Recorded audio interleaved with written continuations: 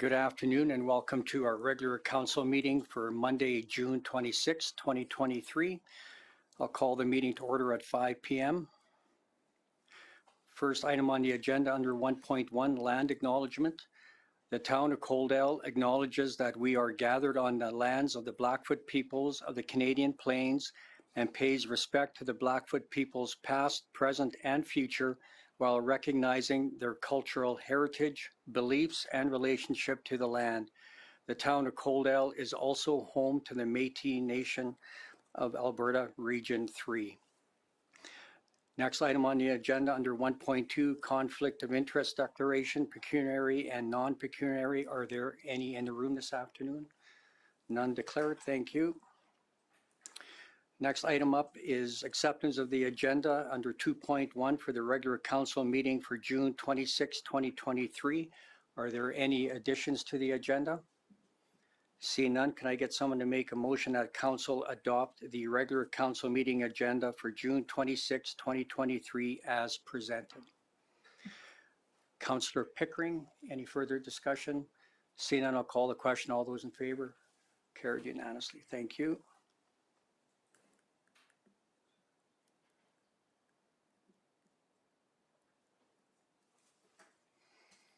Next item is under adoption of the previous minutes, agenda item 3.1 for the regular council meeting that was held June 12, 2023.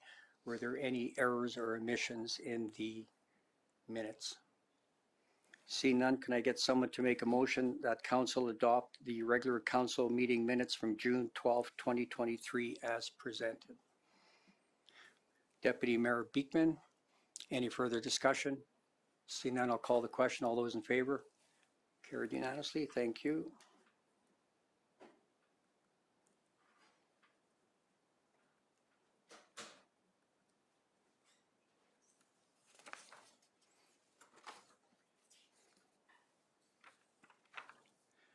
We're going to be having a public hearing in a few minutes, so I'm just going to jump down the agenda and go to under agenda item 12.0 information items. We have the Emergency Advisory Committee minutes from February 22nd, 2023. That was part of your agenda package. Were there any questions, concerns about the Emergency Advisory Committee meeting minutes? Then I'm going to move on to 12.2. Again, Emergency Advisory Committee meeting minutes from May 5th, 2022. Any questions, concerns on those? Could I get a motion to adopt both the February 22nd, 2023 and the May 5th, 2022 Emergency Advisory Committee minutes? Councillor Reese, any further discussion? Seeing none, I'll call the question. All those in favor? Carried unanimously. Thank you. And then the last item under information items was the under 12.3, the Stars of Alberta Volunteer Awards nominations. That was circulated as well. And just a question to our CAO, could we get Jonathan to perhaps advertise that on our social media platform? Yes, we can. Thank you. Can I get someone to make a motion to adopt the information for Stars of Alberta Volunteer Awards as presented? Councillor Saylor, any further discussion? Seeing none, I'll call the question. All those in favor? Carried unanimously. Thank you. Okay, so we're going to move back up to the top of the agenda under agenda item 5.1 regarding the Area Structure Plan Bylaw 872-P-05-23 regarding the Northwest ASP. Presenting, we have our senior planner, Hailey Winder, and we have our ISL consultant, Sue Paton, and we also have Cameron Mills, if need be, in the gallery. So I'm going to call the public hearing to order at 5:05 p.m. Again, this is regarding agenda item 5.1 to consider second and third reading of the Area Structure Plan Bylaw 872-P-05-23. My name is Mayor Jack Van Rijn, and I will be chairing this public hearing. All questions and comments shall be directed through myself. Addressed to the chair will be Mayor Van Rijn. The purpose of this public hearing is to present the proposed Northwest Area Structure Plan that has been submitted for the land surrounding the new school site and recreation center in the northwest area of Coaldale for consideration for second and third reading. The public hearing procedures are as follows. Council is here to listen to the information presented and make a decision on the matter that is the subject of this hearing. This is a formal hearing and it is not a debate. Everyone wishing to speak who has pre-registered will be given an opportunity to speak once to the matter as called upon by myself, the chair. Each presenter must state his or her full name, their address, and their interest in this matter, including whether they are in support or non-support. Individuals who do not identify themselves will not be given an opportunity to speak. Presenters are to stay within a suggested 5-minute time limit on the presentation and are encouraged when speaking to keep the presentation to the point and refrain from restating points raised by previous speakers if possible. If new presentation material are provided, you may be required to email a copy to our municipal clerk. At this time, I would ask our senior planner, Hailey Winder, to introduce the subject matter of this public hearing. Hailey, whenever you're ready, the floor is yours. Council, the purpose of the public hearing tonight is to provide Council with the opportunity to consider feedback and public input on the proposed Northwest Area Structure Plan Bylaw 872-P-05-23. In accordance with the Municipal Government Act Section 633, an area structure plan is a statutory plan for the purposes of providing a framework for subsequent subdivision and development of an area of land. According to the MGA, an area structure plan must describe the sequence of development proposed for the area, the land uses proposed for the area, and the proposed population densities for the area, the general location of major transportation routes and public utilities, and may consider other matters, including matters relating to reserves, as the Council considers necessary. This area structure plan has been prepared by ISL Engineering and Town Administration over the past several months and has received first reading at the regular Council meeting of May 8, 2023. Since first reading of the bylaw, Town Administration was directed to conduct a final round of public engagement, including one additional stakeholder meeting that was held on June 1st, and one public open house that was held on June 6th.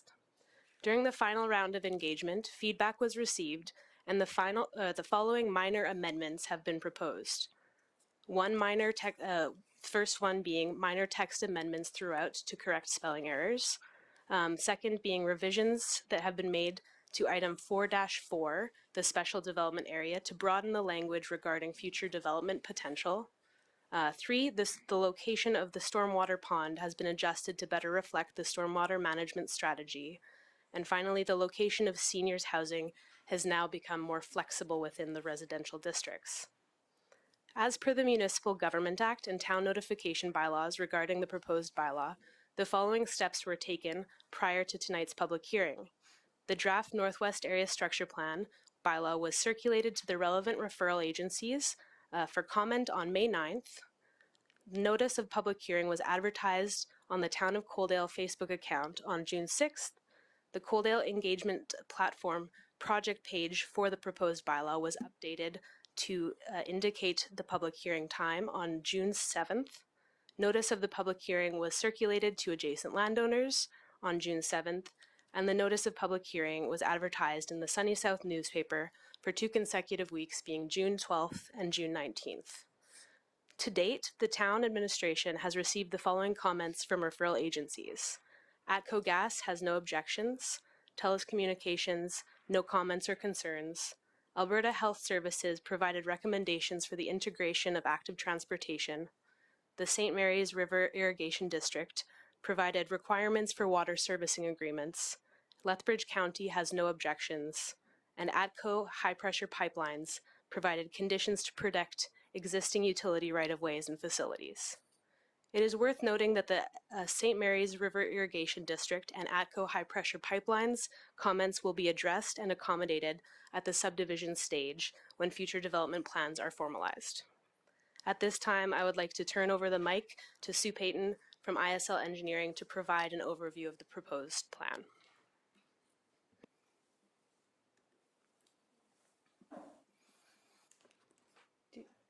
Do we have the PowerPoint?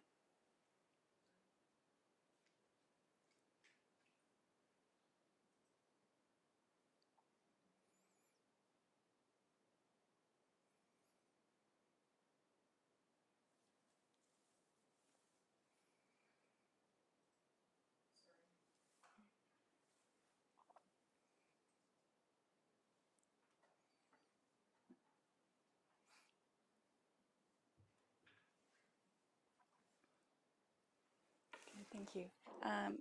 Mr. Mayor and members of council, as Hailey mentioned, we have worked with the town administration over the last few months on developing the area structure plan. It's for a parcel in the northwest corner of the town. And on the first slide here, it just shows the corrected version of the land use concept that was in the area structure plan. Are you able to go full screen on that PowerPoint?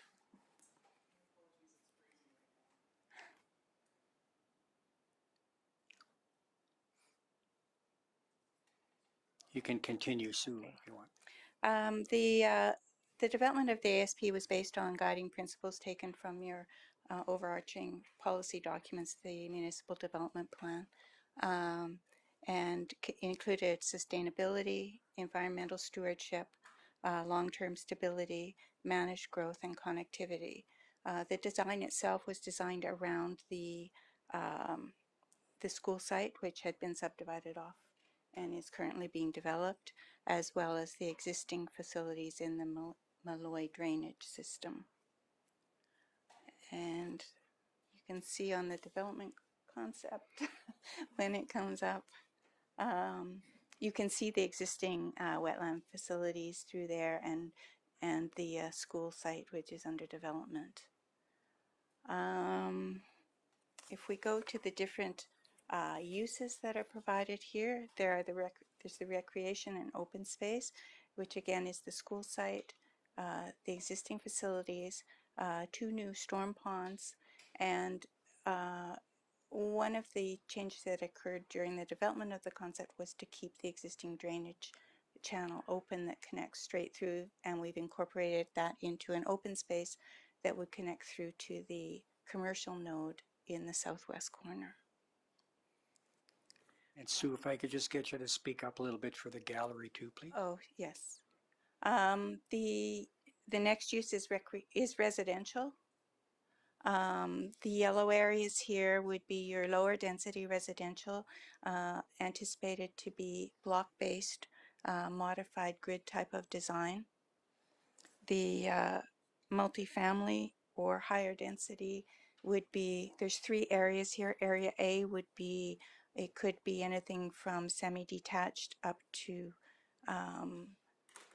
townhouse development or low-rise apartments adjacent to the commercial and with easy access to the school and rec center. And the area B would be designated on this particular plan as seniors, but there is policy to allow that to locate elsewhere in the plan in the future. And then the last one, area C, would be comparable to townhouse development further to the east. The commercial mixed-use node is provided at the southwest corner of the main part of the development and would provide local services to this area, and all of it connected by roads and walkways so that you have some of your services within walking distance. And the last area would be your special development area. This area, as we went through the public engagement, it became very apparent it's a special area that required special consideration just because of the existing uses and the ownership in that area. So we've written policies in there that allow this to be viewed on a case-by-case basis as development would occur in here. There are areas in here that are severely constrained from just the geometry of the site, especially when you get to the lower edge of the triangle there. So there may be some limitations to what could be developed. So we've left it very open and allowing direct control land uses to be provided in there so that it can be very specific to each of the developments that come forward.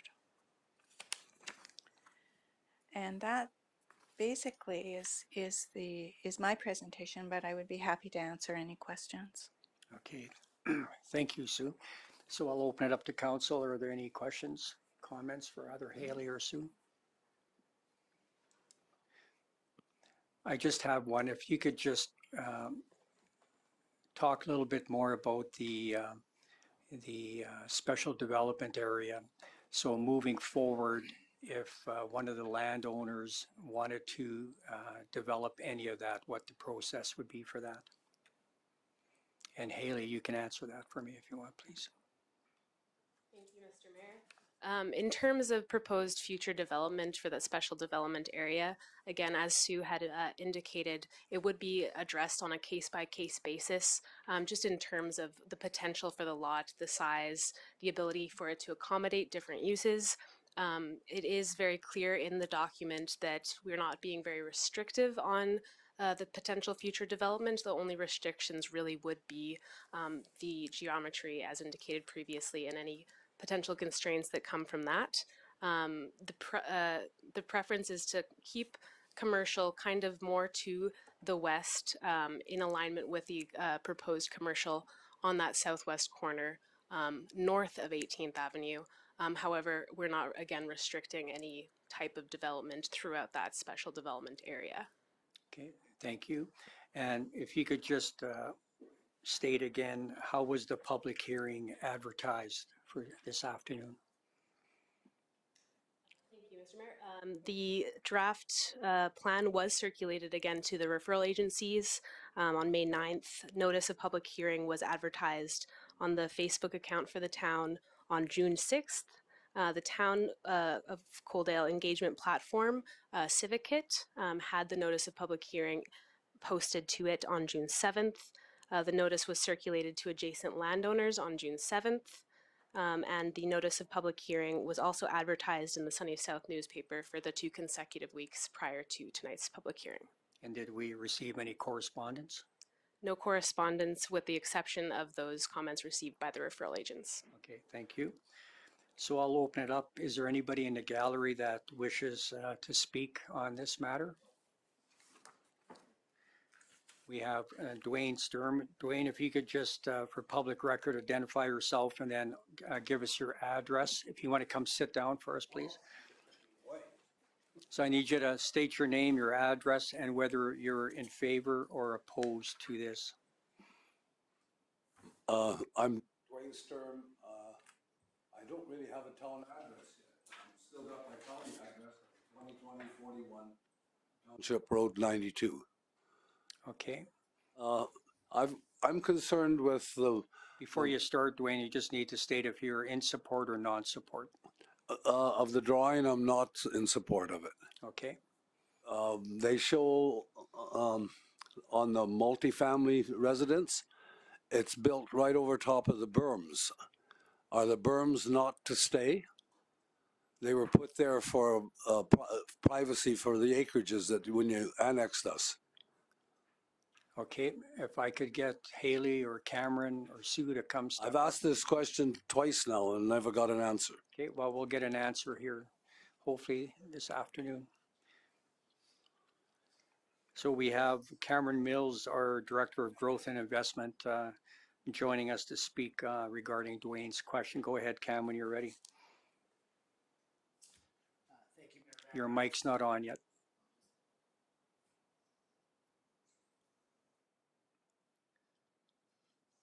Is that it? Yes. Excellent.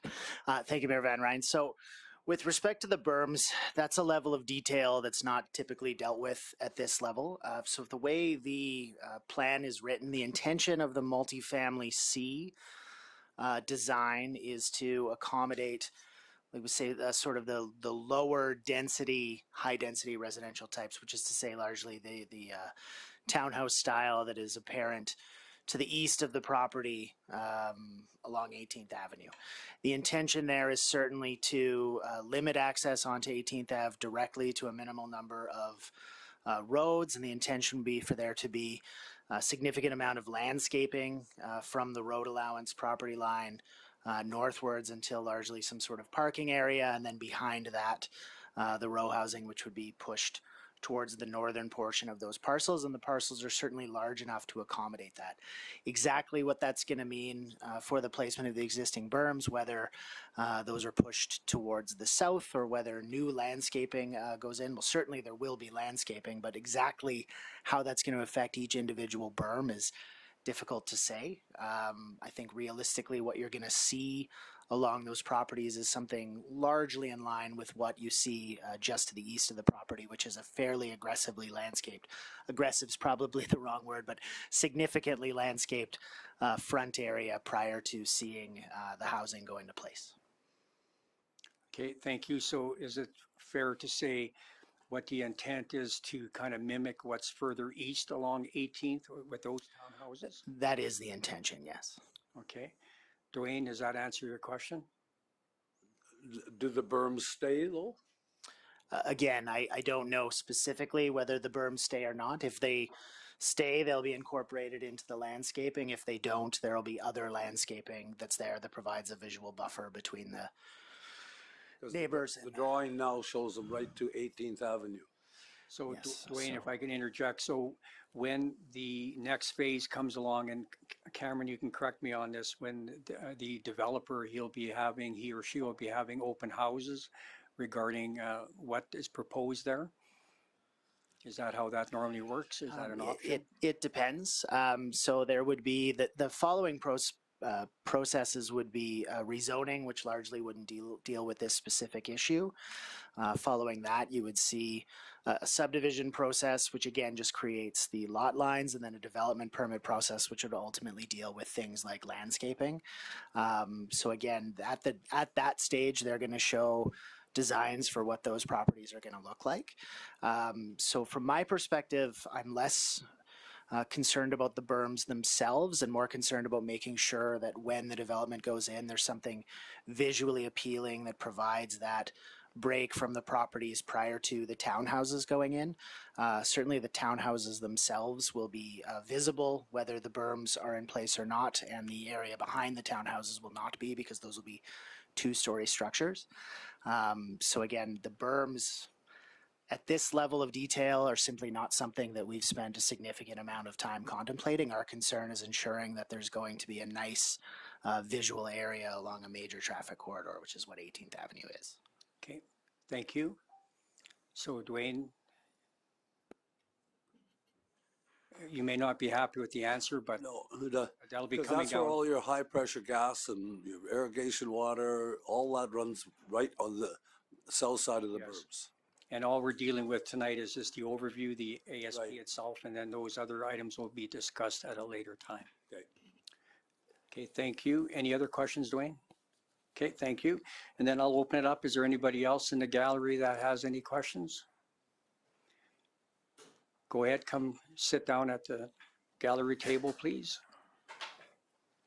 State your name, address, and whether if you're in support or non-support, please. Roberta Taylor, 2633 18th Avenue.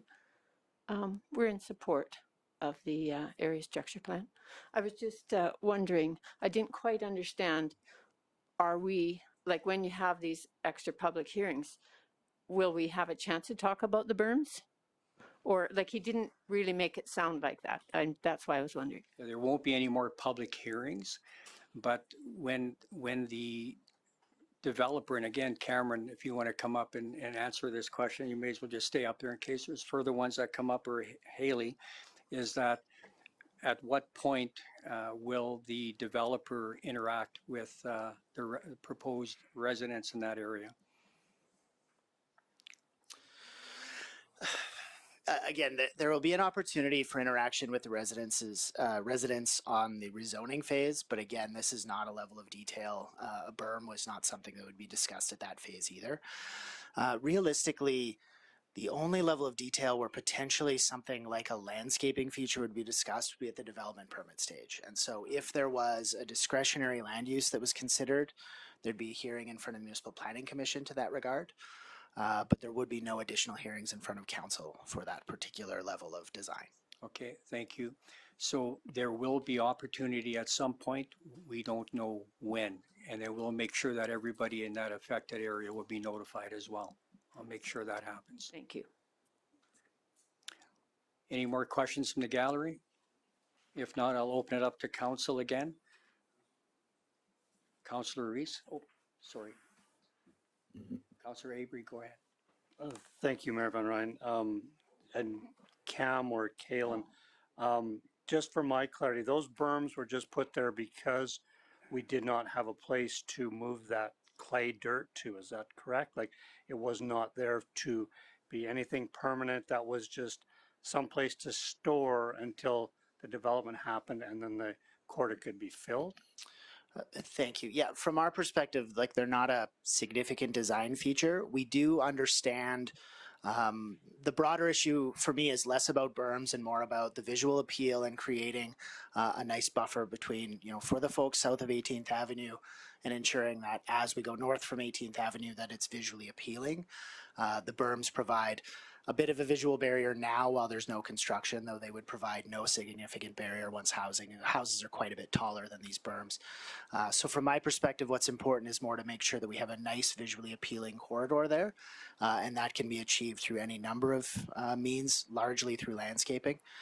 So if you look at the properties to the east, they are significantly landscaped on the front. That landscaping is over top of the high pressure gas line continues on that way, and typically the way that is dealt is by covering it with a mixture of landscaping and parking facilities.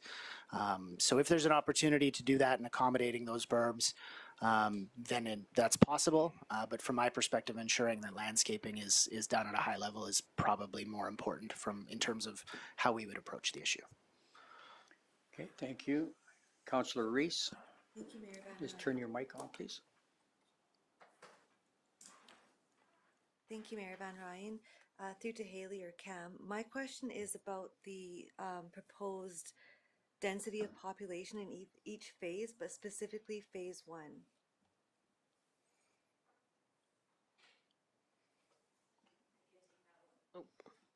Mr. Mayor, I can take that question. The overall density is in alignment with the required densities of the town plan. Specifically, per phase, it would depend based on the different phases would have different amounts of the multifamily dwellings versus the low density single detached dwellings. So there you might see a higher level of density in certain phases than others, but overall, the proposed density is to have 5.0 dwelling units per developable acre.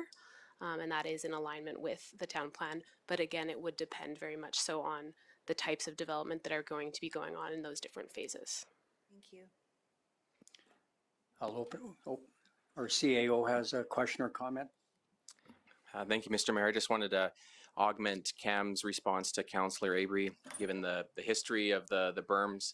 That Phase 2A, the Malloy project, happened parallel to the annexation process, and when we were doing the project, we were looking for different places to spill the clay fill to minimize the cost that it would have required to truck that off-site. So what we did in conversation with the residents along 18th Avenue is we spilled some of the clay fill that would have came from those large ponds along 18th Avenue as a cost-effective way to work with them to provide some type of a privacy buffer from future development. But the intention at that time wasn't to cast these dirt piles into stone so that we couldn't amend them down the road. They aren't real aesthetically pleasing. Like they are there. We spilled a high volume of clay, but we didn't landscape them. We didn't provide irrigation. And as I think residents could probably point out, this is an annual weed maintenance problem, if anything. But the commitment to put something there and for it to look nice, that is consistent with the intention of this development. Will they look exactly the same as the way that they're situated now? That's not something that we can guarantee, but we can guarantee that we have aesthetic parameters in place to make that corridor look good. That would be in the developer's best interest as much as the town. So just a little bit of background. That was the history of how we spilt the clay there to save money on a project and to work with some of our residents. But will they look that way forever? I don't recall that ever being part of the agreement, if that helps provide a little bit of further background. Okay, thank you. Last opportunity, questions, comments from council? Any follow-up questions from the gallery? I'll ask the question then. Council, if you have sufficient information to make a decision on Area Structure Plan Bylaw 872-P-05-23. Councillor Reese. Thank you, Mayor. I do actually have one more quick question for Hailey or Cam. On the above stated report that was in here, bullet point number 3, stakeholder meetings were conducted. Was the birds of prey included, Colin Weir specifically, in these stakeholder engagements? Through the mayor, we did strictly engage the stakeholders, being the landowners within the Northwest Area Structure Plan. So that would be all of those properties south of 18th Avenue. We have been circulating the notice of the plan preparation and the notice of public hearing to all adjacent landowners, but those stakeholder meetings were strictly for those landowners within the area. Thank you. Thank you. Okay, so one more time, does council have sufficient information to make a decision on Area Structure Plan 872-P-05-23? Seeing no more questions, I'll declare the public hearing closed at 5:32 p.m. Thank you to members of the gallery that came out for this item. We'll be discussing it further down the agenda this afternoon. I'm now going to call upon, we're going to jump down the agenda a little bit. We're going to go to business arising from the minutes regarding agenda item 6.1, the Coaldale Cemetery Columbarium report. And we have our Director of Operational Services, Justin MacPherson, will be presenting this afternoon. So Justin, depending on how the presentation goes, I may have to interrupt it for the next public hearing, but you have almost 15 minutes.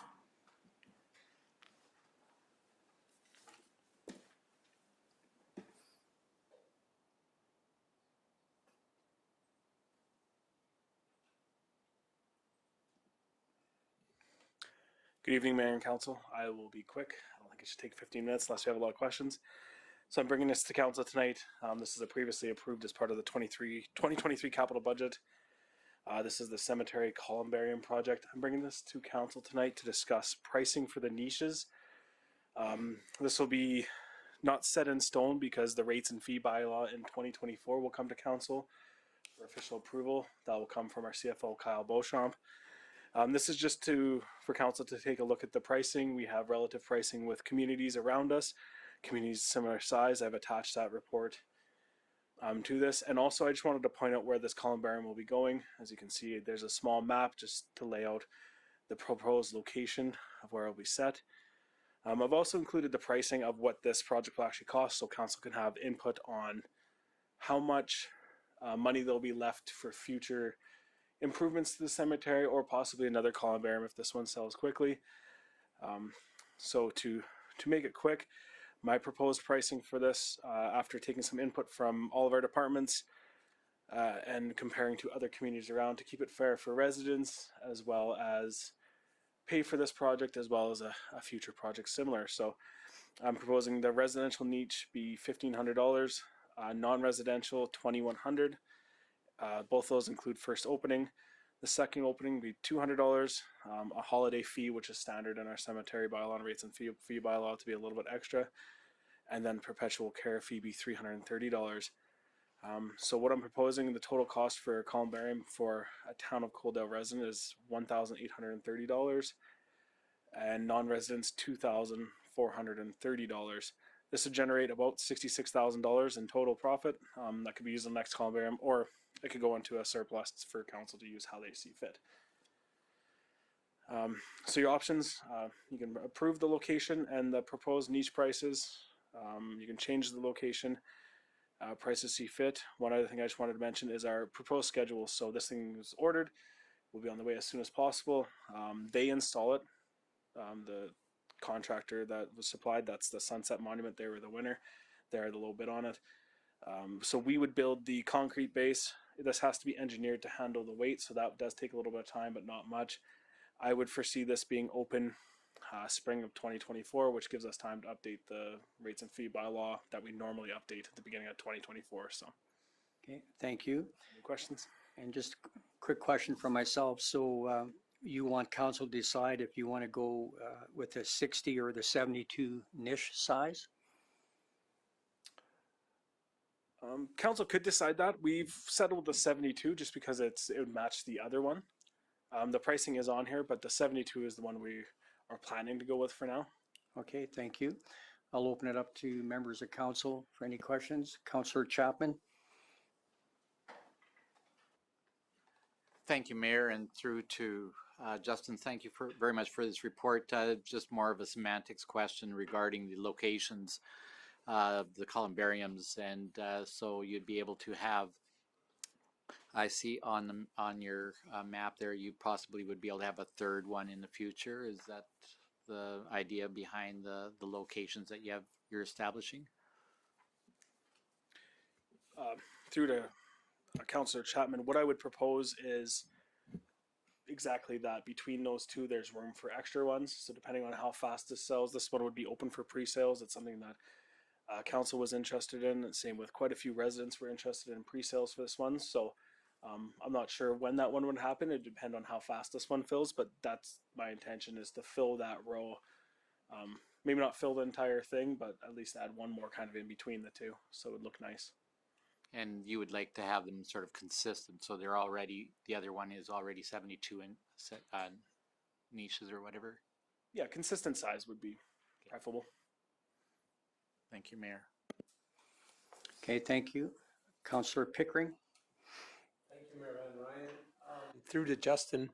So just to clarify this, the town will be running this, so any person that wants to purchase one will go to our town office and purchase it there? Through to Councillor Pickering, that's correct. This would be just like purchasing a plot through our town office, through administration, through our bylaw. We'll govern those rules. So, Thank you. Councillor Reese? Thank you, Mayor Van Rijn. Through to Justin. How quickly did the first one sell out? The first columbarium. I'm not sure. It took quite a few years. That columbarium's, I believe, over 10 years old. I don't know an exact date. It's not something, but it took quite a few years for that one to sell. Since that one's been full, though, we've had quite a few inquiries. Are we thinking the second one will be around the same timeline to sell out, like 10 years or a little quicker, do we think? I'm not sure. I can't answer that. It kind of depends on the market, and I'm not an expert in the cemetery markets. But I think around 5 years is probably a safe bet until we start looking at another one of these. Perfect, thank you. This one will be open for pre-sales, so if quite a few non-residents want to buy them, it could be faster. So Councillor Reese's question piqued one for myself. So what the trend, is it going towards cremation versus direct burial, or? Yet through the Mayor Jack Van Rijn, the trend is going towards cremation. Like I found cremation, we're selling more plots for cremations than we are for full plots. But it depends. It's kind of a generational question. The older generations tend to be full plots. The younger generations tend to be cremations.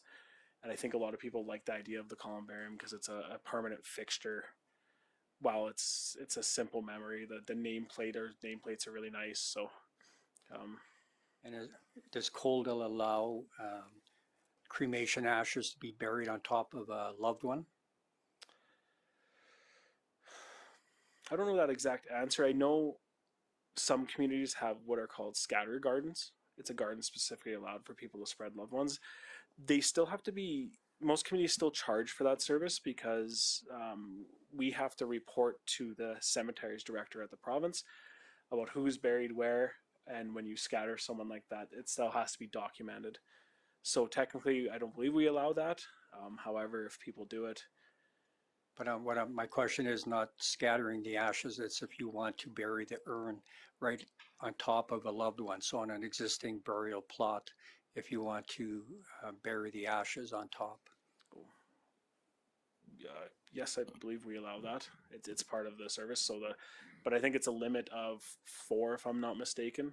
Okay. It's been a while since I've been updated on the bylaw, but so the full plot, you can put 1 casket and 4 urns on. Okay, thank you. And because you're looking at the 72 niche size with the concrete base, I asked our CAO to come up with a total price for that so we can add that as part of the motion. So I'll open it up to our CAO to just comment on that, please. Thank you, Mayor. Here, I just want to make sure, Justin, I understand correctly. So we had $55,000 approved last budget term, and the quoted price, a bit of a breakdown, is $42,634 for the 72 niche. That was the lower of the 2 bids. Plus, you have an additional $10,000 to $15,000 for the concrete base, for a total of $57,634. Just want to make sure I did that right, and you could audit my numbers there. Yes, it's looking closer to that 10,000 mark, but the 10 to 15 because we're waiting for the specifications from Sunset Monument of how they would like this concrete pad engineered. So we put a little bit of a buffer out of that 5,000 in. So. Okay, so just to wrap it up, the quoted range here would be between $52,634 up to $57,634, and that falls within the range of the $55,000 that was approved last budget cycle from council. Okay, so for the motion, I'm going to go on the higher side for 57,634, just to be safe. So any more questions? Councillor Avery. Well, thank you, Mayor. So where is the extra $2,000 going to come from? If we've only approved 55,000 and it's going to be 57 and change, where's the extra money going to come from? Can we not just put in the motion to a maximum of 55,000? Well, we'll have reserves on the cemetery and come from for that. Yeah, I Go think ahead, the 55,000 was coming from the cemetery reserve. So if the total cost for the 72 niche option, let's just say it is 57,000, you are $2,634 short from the approved budget. My recommendation would be to take that from the cemetery reserve, recognizing that if you have more niches, there's more potential revenue for the town, and that'll more than offset the overage. Does that answer your question? Okay, thank you.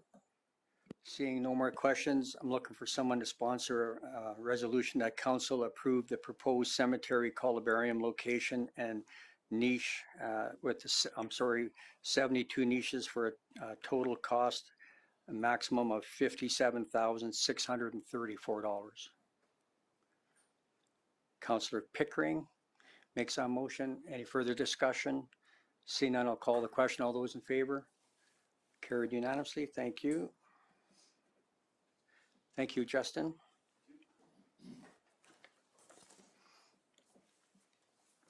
So we're going to go back up to the agenda item 5.2, and we're going to, regarding consider second and third reading of land use amendment 873-P-05-23 regarding LED billboard signs. We have Cameron Mills, our Director of Growth and Investment, that's going to be presenting. And I'm going to call the public hearing to order at 5:45 p.m.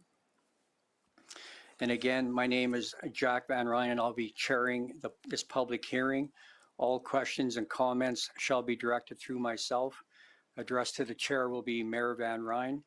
The purpose of this public hearing is to receive public input on the land use amendment regarding LED billboard signs.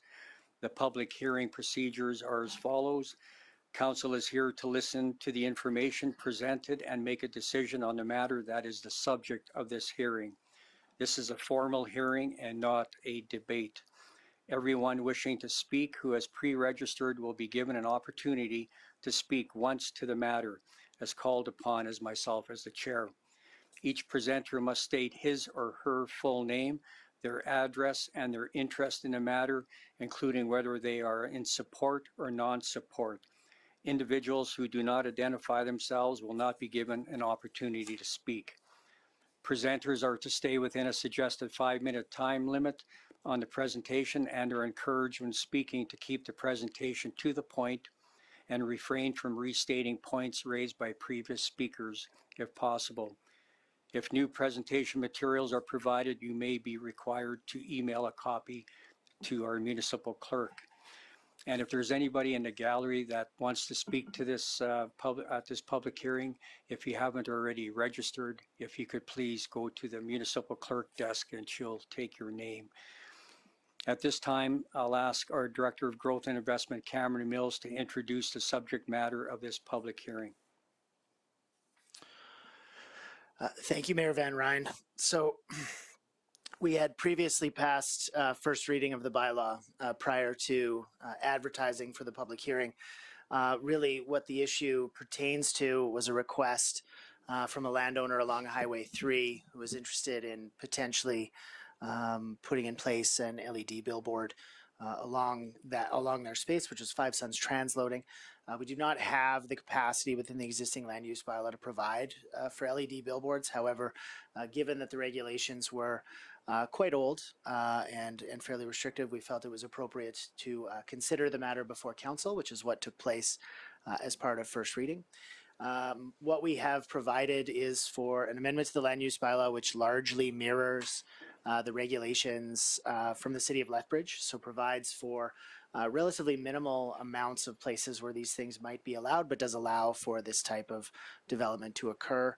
It would be on a discretionary basis, and it would be restricted to properties along Highway 3, and there would be a restriction for the LED billboards to have a minimum separation distance between them of 300 meters. So basically a 600-meter buffer from any individual sign prior to another one occurring. Realistically speaking, that would mean a limit of likely 3 signs within the town would probably be the reasonable limit that could be accommodated on that basis. And again, this would require a development permit and consideration before the MPC and anything else like that. Following consideration of first reading, we also there was a request to consider an amendment to the portable sign regulation. We understood there was that regulation was quite fairly similar and also quite restrictive. One of the issues there being that the signs were very small that were allowed, and so we've made that adjustment to what is sort of the more industry standard, which is a 96 square foot sign or 8.9 square meter sign. So that is included in this proposed bylaw amendment as well. From that, I'd be happy to open things up to council or to the gallery for comment. Okay, thank you. Just to talk about the portable LED signs. So with this bylaw amendment, will the LED portable signs be able to go anywhere that the current portable signs that are allowed now? Yes. Okay, thank you. I'll open it up for council for any questions, comments. Councillor Chapman. Yeah, thank you, Mayor, and through to Cam. Appreciate seeing this come forward, and just my only question might be a question that digresses to what Roger Brooks was speaking about with regards to in the same land use bylaw regarding what you call here shingle signs, and he called them blade signs. Is there any amendments to that included or no? There is not. So the difficulty here is that realistically speaking, there are probably hundreds of amendments we could make to the land use bylaw, but the amount of staffing and resources required to address every one of them just isn't in our capacity to do without sort of a full-scale amendment. So we limited our scope on this particular project to simply addressing the LED issue. Fair enough. Thank you. I don't see any other questions from council, so I'm just going to ask if you could go over one more time how this public hearing was advertised.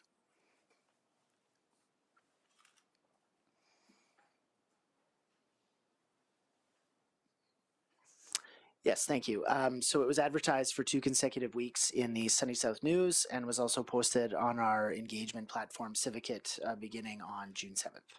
And did we receive any correspondence for or against? We did not. Thank you. Is there anyone in the gallery that wishes to speak? I understand Wilmer Duick has a comment or a question. If you want to come join Cameron at the table here, please. And if you could, when you turn on your mic, if you could give us your full name, your address, and whether you are speaking in support or non-support of this amendment. No, there's a button dead center on the bottom.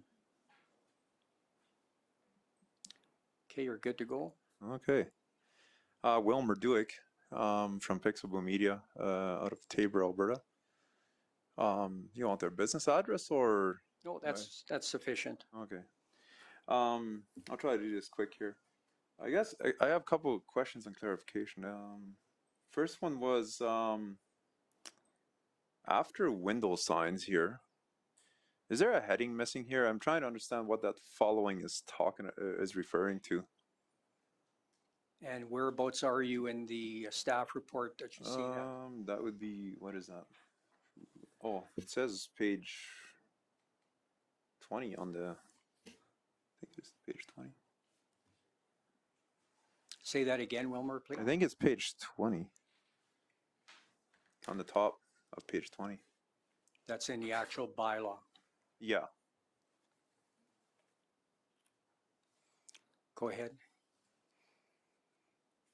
Thank you, through the mayor. I would like to note that the pages that are in that Schedule A that present the amendments are just the pages that do have the amendments on them. They're not a complete package of the entire schedule. So just the pages that do contain textual amendments are included in the package. So there are pages from the land use bylaw that are omitted from that Schedule A because they don't have relevance for the amendment. Okay, so if you, Wilmer, if you could ask your question again so that we could get an answer for that. Yeah, so I understand that, but there's no heading on this, so I wasn't sure what this was like this has a heading, but this doesn't, right? So I was just trying to verify what this is referring to, this portion of it. Because there's no heading on it if you look like this has. Like,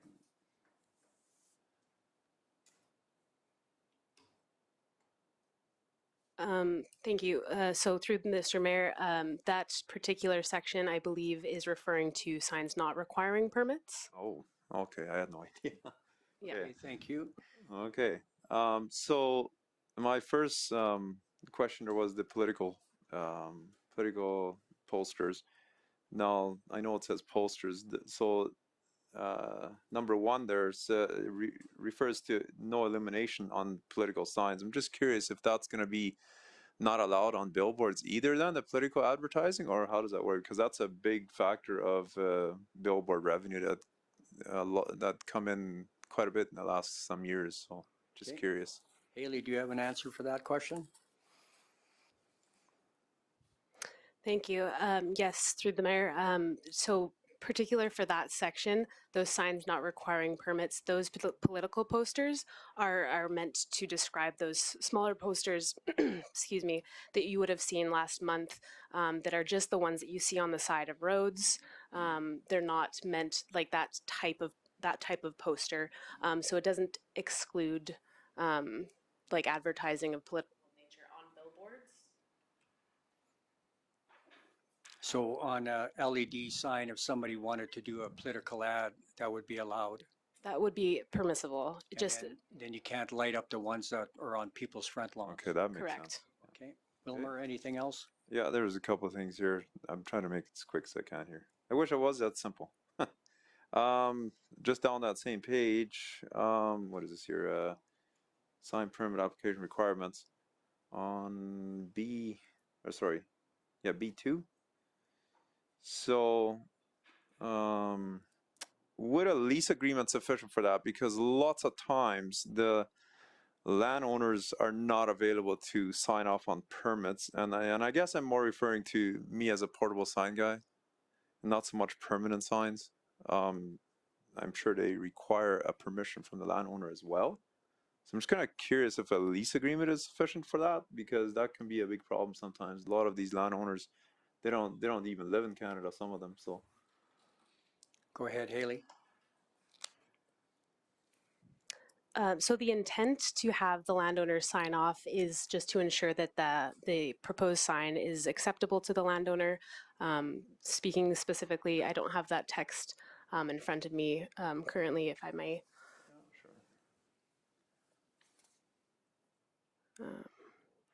So essentially, yes, what that specific item is referring to is just requiring the approval from the landowner. We do like to see that. We wouldn't want to have a landowner unaware of any potential sign that they have on their property. This is a standard practice in most municipalities, so we have included it here. Okay, thank you. okay, so that would be one thing that I would request for an amendment there, just Yeah, so that we're not talking about amendments. Is that- Okay. So that It's is just something already- that we have ran into in the past, so that it's definitely something. And I'm more talking about portable signs, not permanent stuff. But so- that'll put some onus as you, as the business owner, to secure those agreements prior to approaching the town for placement of a sign. Yeah. That's non-negotiable, so. Okay. All right. Sounds good. Next page. Where was it now? The red lettering here. So this is obvious. It doesn't say digital billboards, or is this just talking about billboards in general on number E or letter E? Sorry. It doesn't say digital, but is that just billboards in general? What's your question The E. referring to? Letter E. Just lean Application over. Development Authority for a billboard with changeable content. Now that changeable content can be on a paper billboard or digital. I guess this is referring to billboards in general as a blanket. Hailey? Thank you, Mr. Mayor. For this particular item, again, that is the billboard with changeable content is the same concept as the LED billboard that is under discussion. All right. And again, Wilmer, this bylaw amendment mirrors what's going on in the city of Lethbridge. So you have lots of signs in Lethbridge, I assume. Yeah, and I know. There's different bylaws every town, so I don't know. Right. Yeah. This one is mirroring Lethbridge's, so. Okay. Okay, and then I'm just going to get you to wind up your questions. Okay.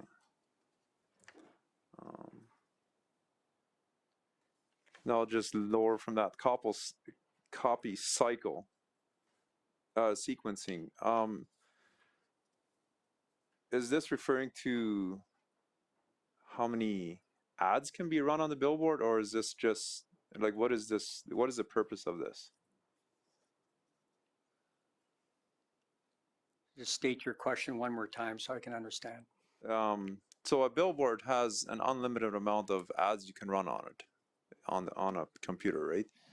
So it's up to the billboard, to the owner, to decide, do I want to run 10 ads? Do I want to run 20 ads? Or do I want to run 30 ads? Or do I want to run 40 ads? I know Legions, they have around 40 ads on their loops. So is the town trying to just restrict how many ads can run on a billboard? Or what is this? Because this actually helps clients or billboard owners to make it more affordable for clients to be on a billboard, because they'll cut loops in half for clients that don't have the budget. So at that point, you're running 20 instead of 10. So I'm just curious if the town is trying to limit the amount of advertisers on a billboard or why that's even in there. To me, it's completely unnecessary, but I'm not sure if what the purpose was behind it. That's my question. Is that currently what's going on in Lethbridge, Hailey? We mirrored our amendment? Yes, thank you, Mr. Mayor. So this text amendment again does mimic the land use bylaw for the town of, or the city of Lethbridge, and it's not intended to restrict. It's more intended to ensure that the time is appropriate for the speeds at which cars are traveling past. Their readable content. We don't want to see rapid change of content. Could be distracting. So Okay, but that's not what this is referring to at all, is it? This is that would be the 8-second thing you're talking about, right? So what we're talking about is the highway signs, or you along Highway 3, or are you talking about the portable signs within the municipality? Would be either or. They're the same. Yeah, so same the thing. ones along Highway 3, there'll be limits as to how long the content can be up there for. Oh yeah, but that's not what this is it? This So- is sequencing. Okay, again, Wilmer, like, we're just doing this as a bylaw amendment. Those little minor details, that's something that you can come and Okay. sit down and talk with Hailey and Cameron at a different. Okay. time. Well, hey, that I didn't know that. So, So- the page, same page lower down. I'm trying to understand the size limit on that. The other pages have 96 square meters, or yeah, square feet. Sorry. Why is there a 2.3 meter limit on off-premise signs here? That seems to be a conflicting size limit, or even the kilometer rating. I'm trying to understand that. Hailey, do you have enough information to answer that? Through the mayor, I believe what Mr. Duke is referring to is the size of the portable signs, which are intended to be on-premises signs. So that would be like property owned by or whom the person who has consent from the landowner to put that on their property. That size is the 96 square feet. Off-premises signs being those types of signs that you see located potentially along the highway that are off-premises, that are advertising for businesses that are not on that land. Those have different regulations and requirements. Again, it's standard practice. It's been mimicked in other municipalities. I hope that that's a sufficient answer. Thank you. Okay, I'm not sure I understand that. So on premises is different size than off premises?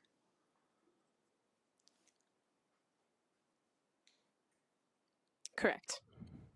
So this is off premises. So so to speak, third party advertising has 25 square feet limit. Is that correct?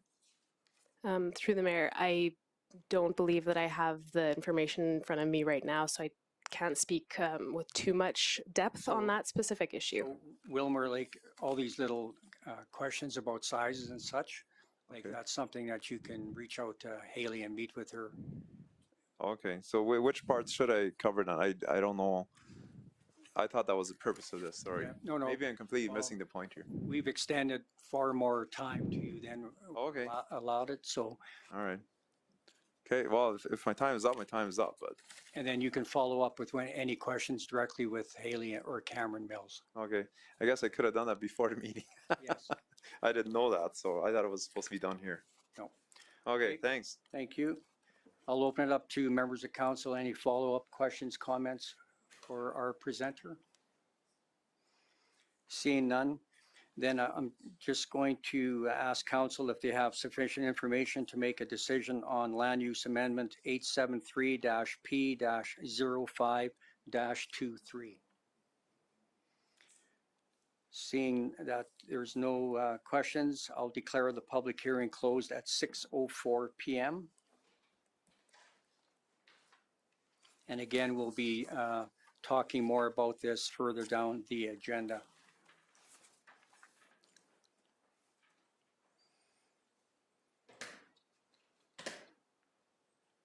Okay, so we're going to move down to agenda item 7.1. Hailey, sorry, I should have caught you before you got up.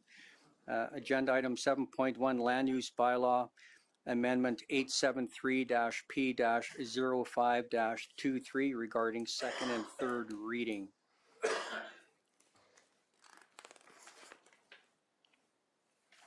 So Hailey has described the amendment in detail, and this is the last opportunity for members of council to ask any questions before I ask for someone to take a look at our options for resolutions. The first option is that council provides second and third reading of bylaw 873-P-05-23, or that council tables the bylaw, or a council refuses the bylaw. So I'll open it up to members of council for questions, comments, or if anybody wants to make one of those resolutions, please. Councillor Chapman. Thank you, Mayor. I'll move for second reading. Okay, so Councillor Chapman moves, makes a motion to provide second reading of Land Use Bylaw Amendment 873-P-05-23. Any further discussion? Seeing none, I'll call the question. All those in favor? Carried unanimously. Thank you. And then I need a sponsor that council provide third and final reading of Land Use Bylaw Amendment 873-P-05-23. Councillor Reese, any further discussion? All those in favor? Carried unanimously. Thank you. Thank you, Hailey. Now we're going to move up to delegation by appointment. Agenda item 4.1. We have Palliser Regional Schools busing update, and we have Tom Hamer, the Deputy Superintendent, presenting. Tom, welcome. And when you're ready, you can start your presentation, please.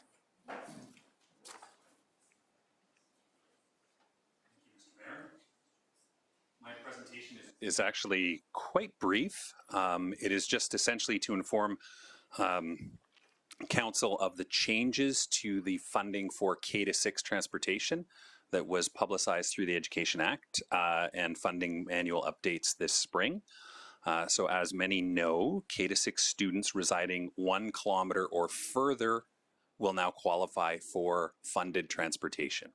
So Palliser will be providing transportation for students that reside 1 kilometer or greater in distance from the school that they are attending.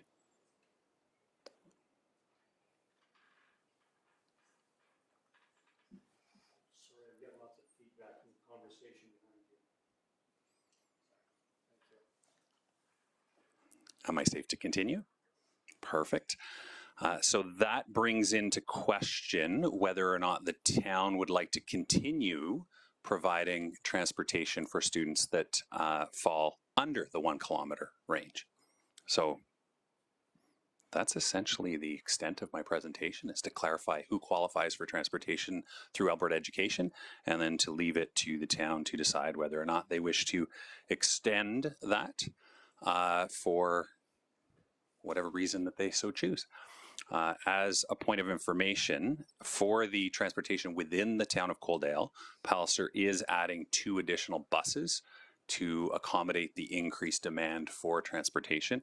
And should the town wish to continue to provide transportation for those that do not qualify for provincial funding, they can let Palliser know as soon as possible so we can begin plans to provide that transportation.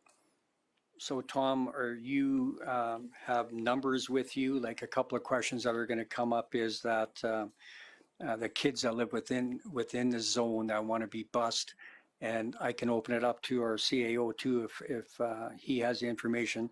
How much is that cost per student? And with the relocation of the school to the north side, how many students will that affect? You're talking about the new, I'll answer the new school Yes. question first. The new school is a 7 to 12, so the 1 kilometer distance does not impact that because it is for K-6 students.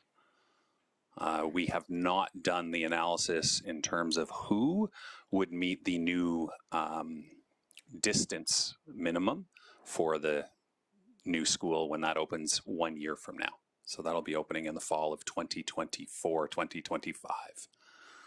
So that analysis has not been completed yet. Okay. So the cost per student though, Kaylin, would you have that number or do you have that number, Tom? What it costs per student? I do not have that number because that would depend on busing, and that's why we're saying they would need to add an additional bus. Yes. So that cost would be spread by the number of students that would be riding on that bus. My understanding is that it's about $45,000 cost to operate the bus. Councillor Chapman. Thank you, Mayor, and thank you, Tom, for coming tonight to help us understand. So my question really is about the students from grades 7 through 12, and what would be the mileage that Alberta Education allows for pickup? To the mileage distance for funding for 7 to 12. So that would be 2.4 kilometers? Correct. And so there's a gap of 1.2 kilometers where students would not would have to either be purchasing bus transportation through the town or finding another means of transportation. Is that? That would be correct, yes. And those students currently do that now. Okay, all right. Councillor or Deputy Mayor Beekman. Thank you, Mayor, and thank you, Tom. So for this $45,000 cost to operate this this bus, is that a bus that's going to be operating regardless of whether the town of Coaldale supports this under 1 kilometer, or the students that are under the 1 kilometer range, or if we don't support it, is that bus not going to be in operation? Are you referring to adding more than the 2 buses that we are currently adding?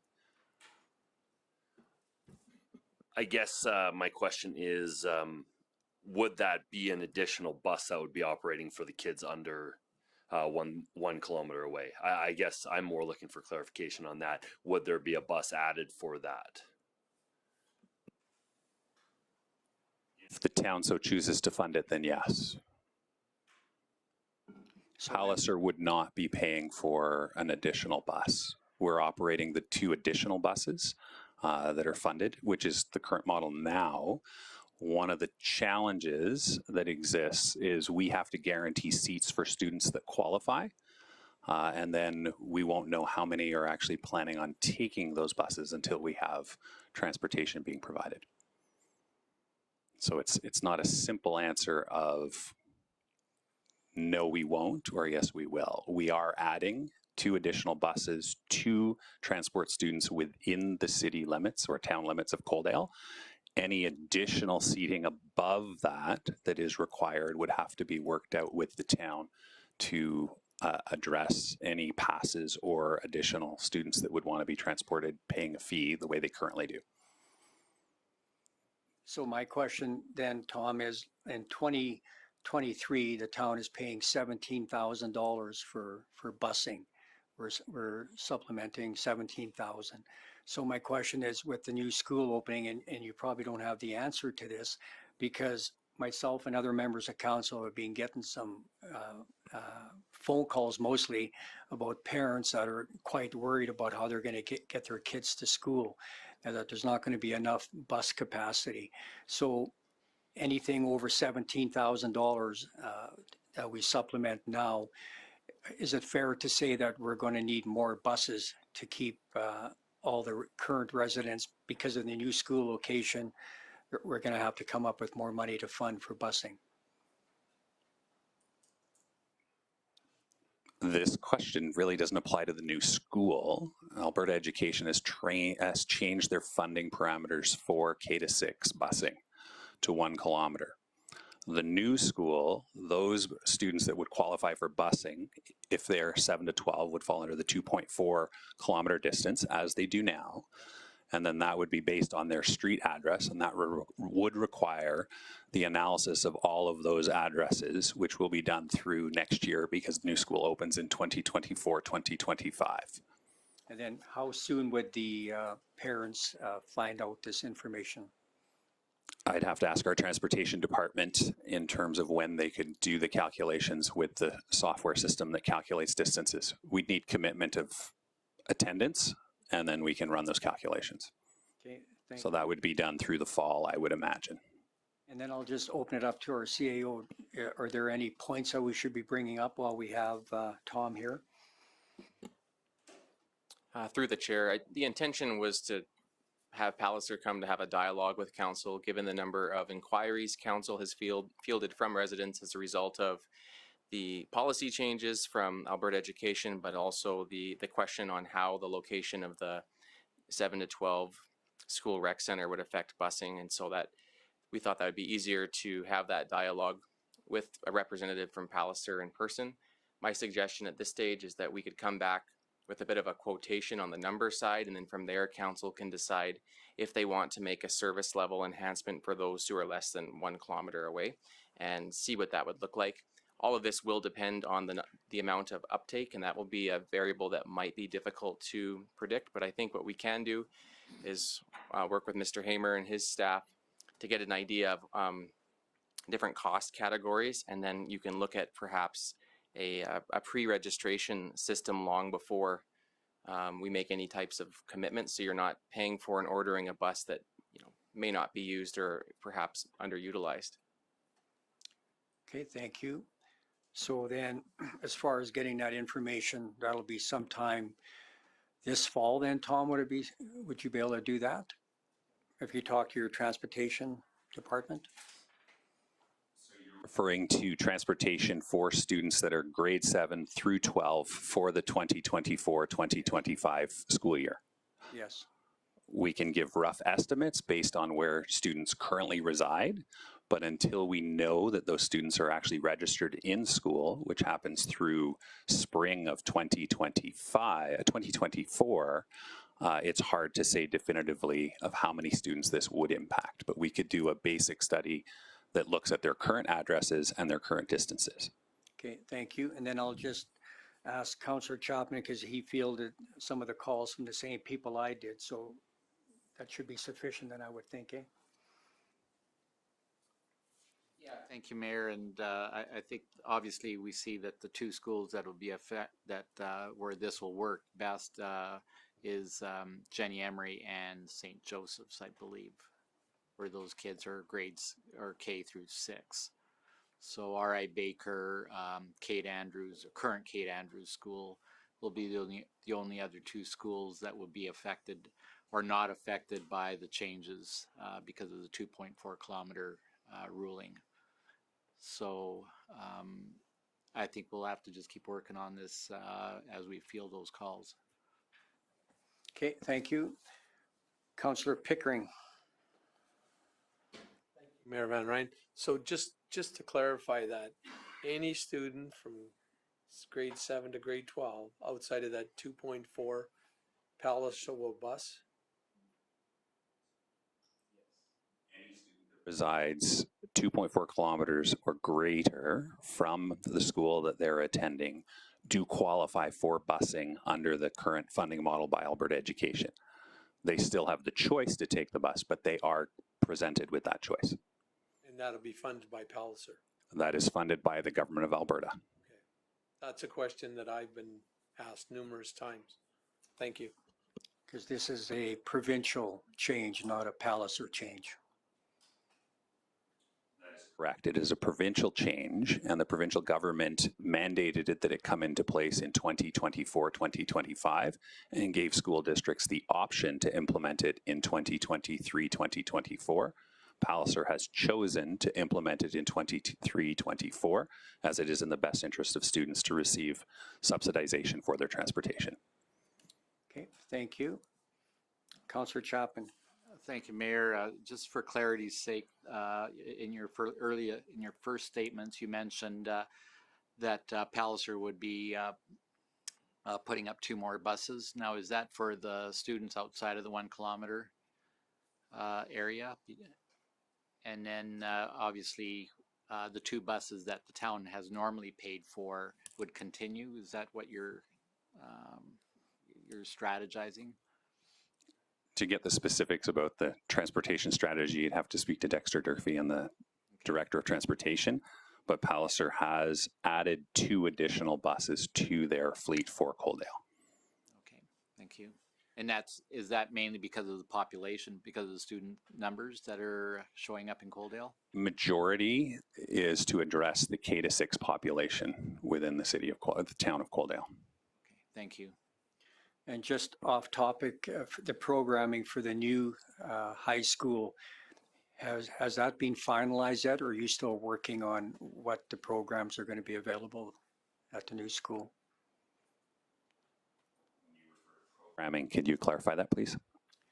Well, students from grades 7 to 12, what types of programs are going to be unique to that school that currently Kate Andrews does not have those types of programs? Those programs are being developed as we speak. There will be digital media opportunities that will be included, as well as CTF courses and CTS courses that will be more modern than what is currently offered at Kate Andrews. And what does CTS stand for? Career technology course options that they would take. So those would be your trades, your cooking, your hairdressing, those sorts of options that you see in high schools across Alberta. And then the theater that's going in there, can you tell us a little bit about that? Sorry, the what?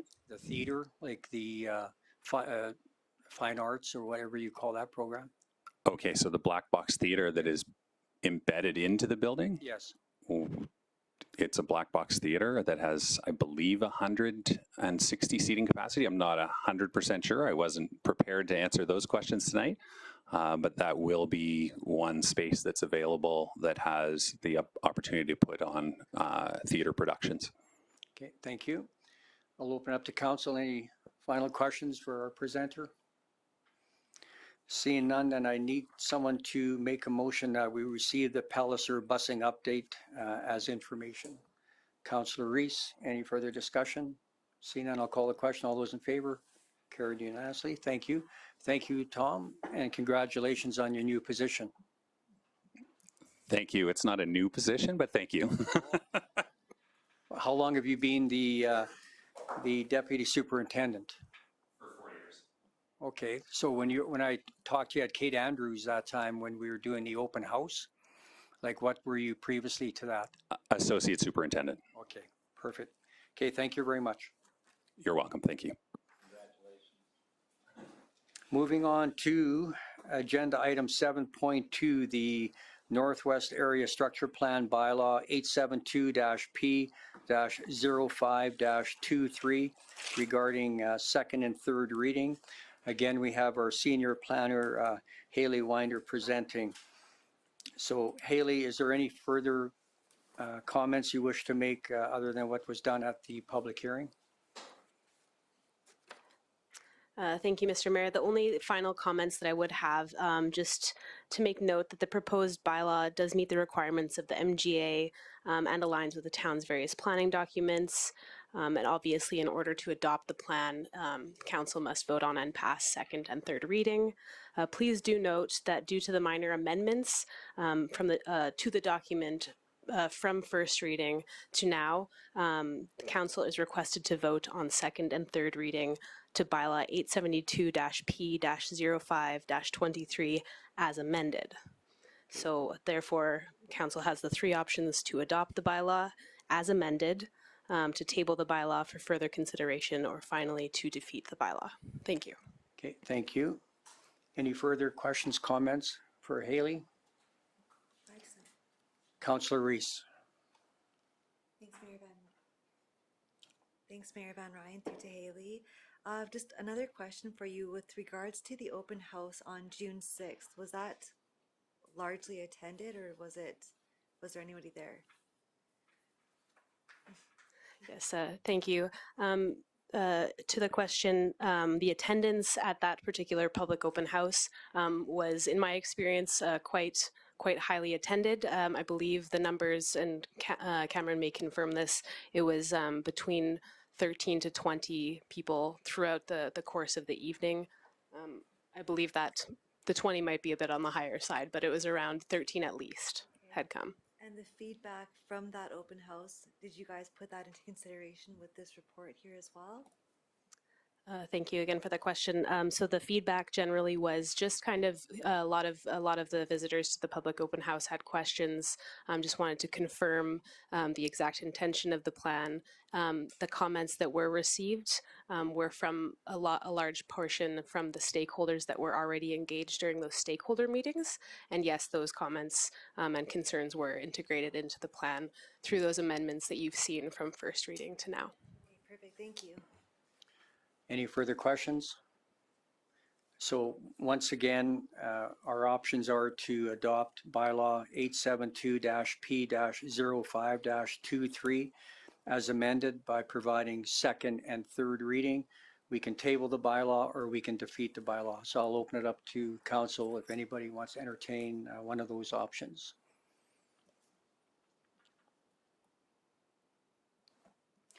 Councillor Reese.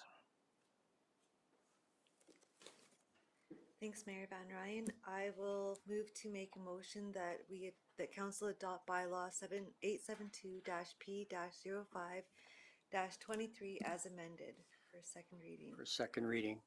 Any further discussion? Seeing none, I'll call the question. All those in favor? Carried unanimously.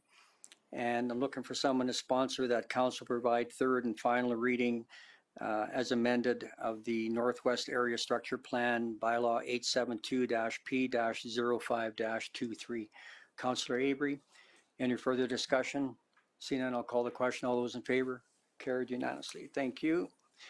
Thank you, Hailey. Thank you, Sue. You guys did a great job on your report. Moving on to agenda item 7.3. Road closure bylaw 867-P-03-23 regarding first reading. And again, we have our senior planner, Hailey Winder, presenting. Go ahead, Hailey.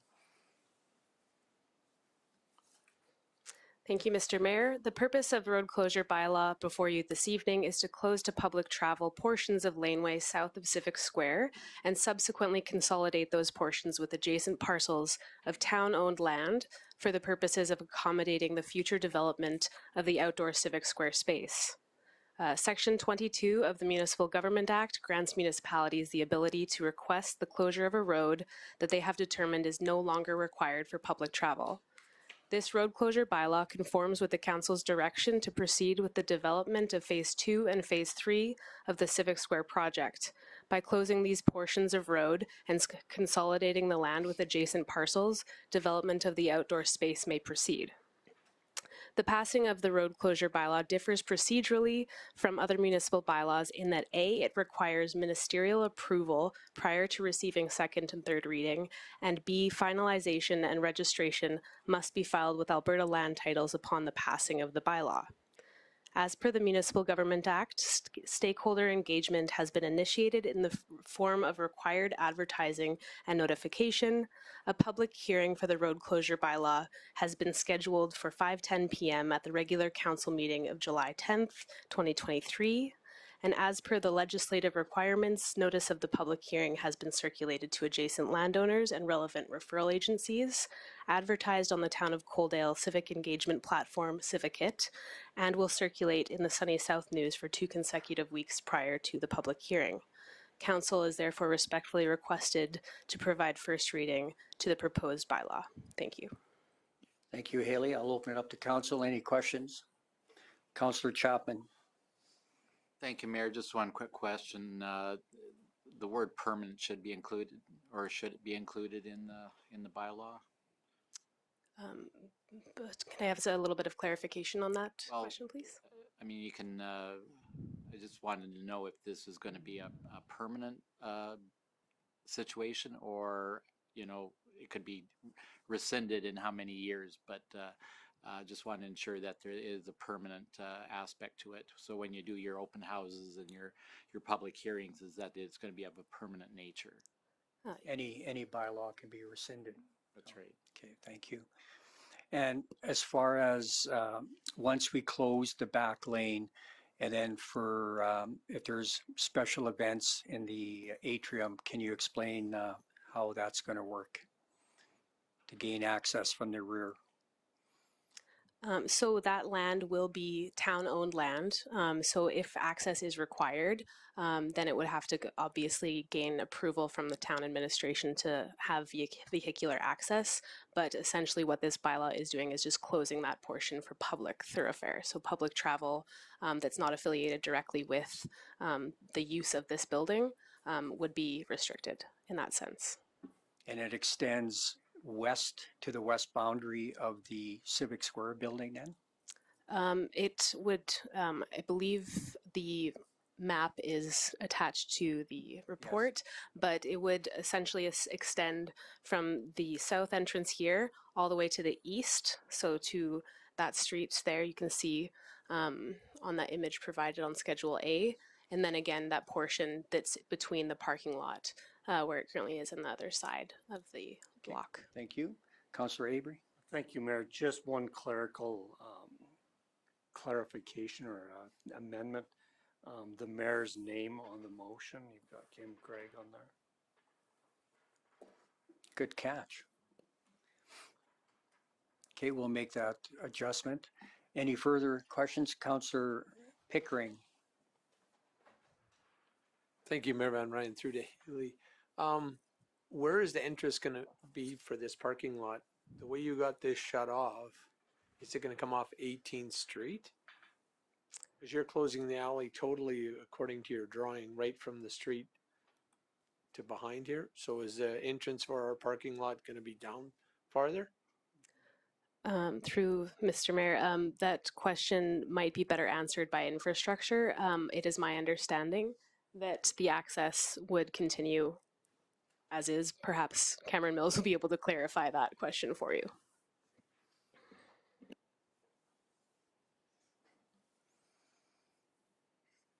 My understanding, Councillor, is that the access to the parking lot will be where the access to the parking lot is currently located, which is just to the south of the alley entrance there. So you intend on putting some kind of gate here to stop traffic from going through? Or are you just going to close it? Thank you for the question. How the physical change to the roadway will be under is really a function of the engineering or operations departments. This is a legal matter to change the sort of classification of the space, so we're not involved in the specifics of the design of the construction of the project. Okay, thank you. Any more questions, comments? Kaylin's got a comment. Just a couple of detail clarifications. As part of the civil design of the outdoor phase of the project, bollards were contemplated to allow for setup for events. So where you see the hash marks, although that will be closed for public flow through traffic, my understanding is it's still going to be hardscape so that you can drive equipment or a vehicle on there for a special event, but that would be authorized by the town, often the town that would be doing that. And in order to keep vehicles who are using that public parking lot contained in the parking lot, there will be curb around, as well as the bollards that would prevent them from trying to access where there'd be pedestrians. So for instance, to the west where you see lots 13, 14, 15, 16, if you want to zoom in just a little bit, that's where the outdoor plaza / skating rink will be. And so we're going to obviously design the parking lot so that vehicles are unable to drive on that surface where there'll be pedestrians or tables set up in the summertime. But we also want to give ourselves the flexibility to bring in a truck and a trailer to set up equipment if, for instance, we need to set up a stage for a concert or something like that. But that's where we would have the ability to drop down the bollards for that special event, but they would keep vehicle out at any other time outside of that. And in terms of the entrance, Mr. Mills is correct, lot 20 there off of 18th Street. to the east.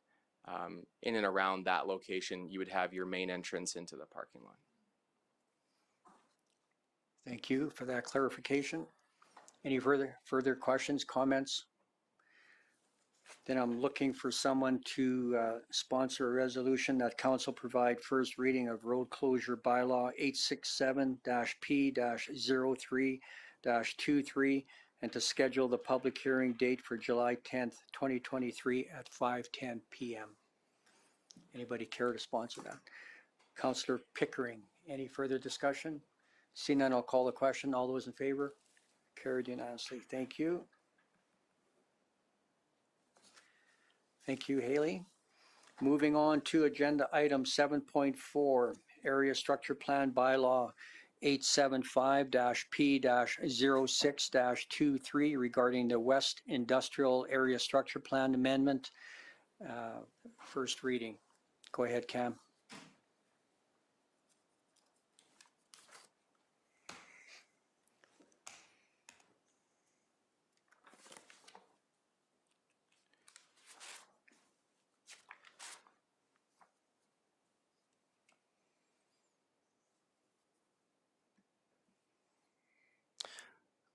I apologize. I'm just going to find my place in the agenda.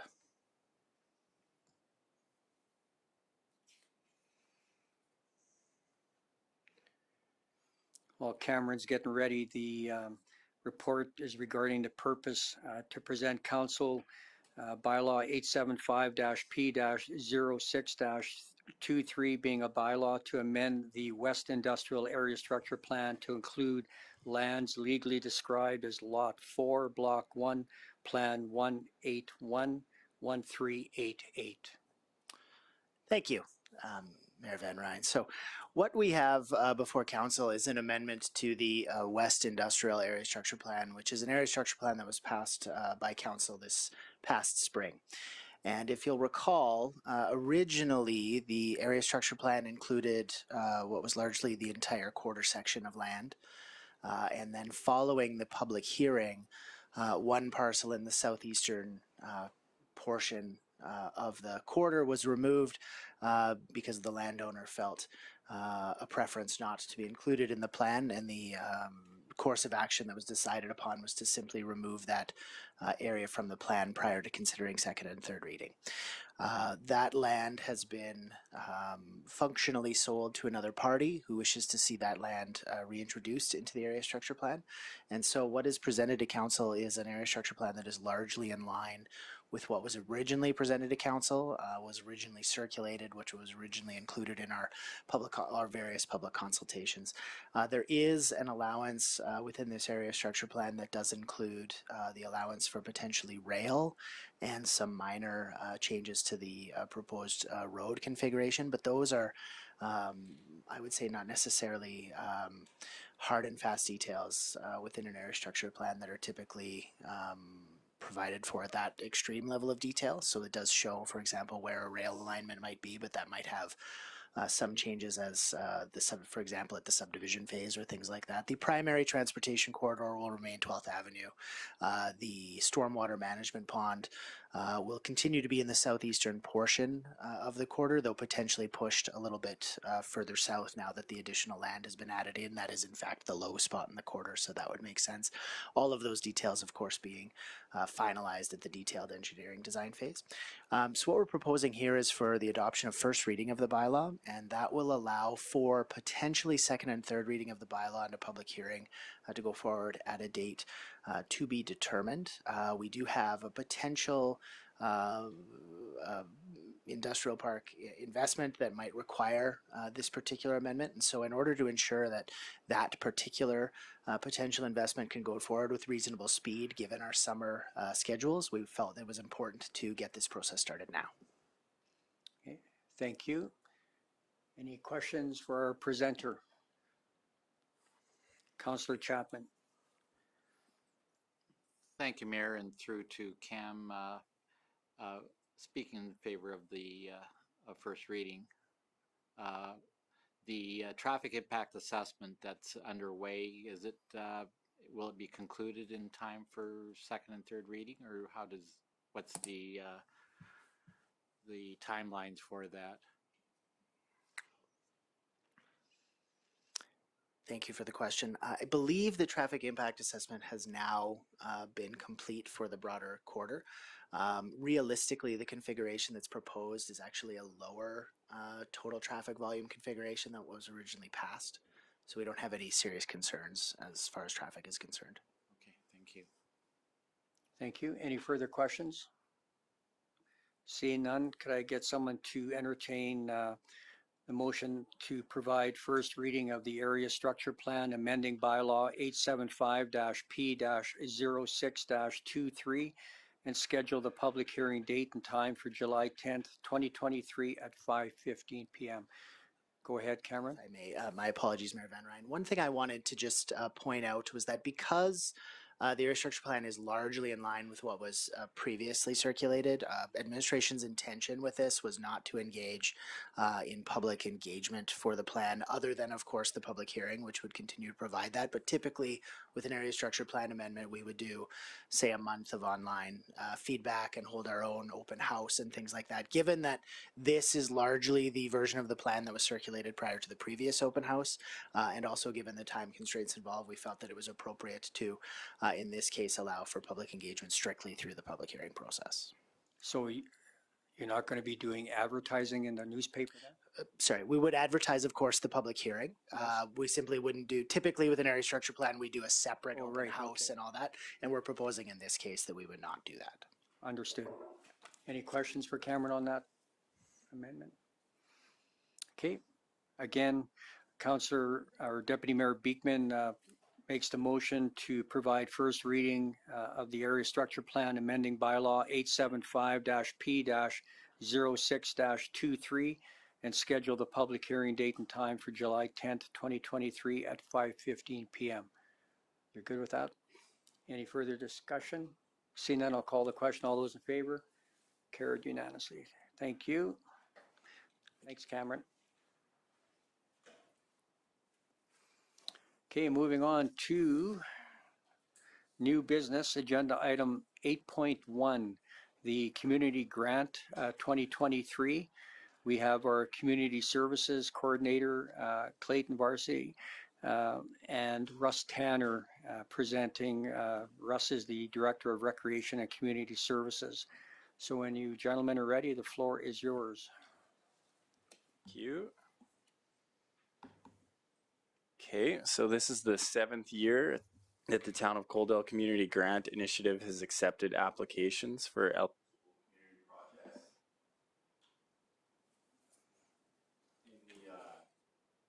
In the past 6 years, the community grant funding has contributed $216,353 to worthy projects, and there's a breakdown in the package per year.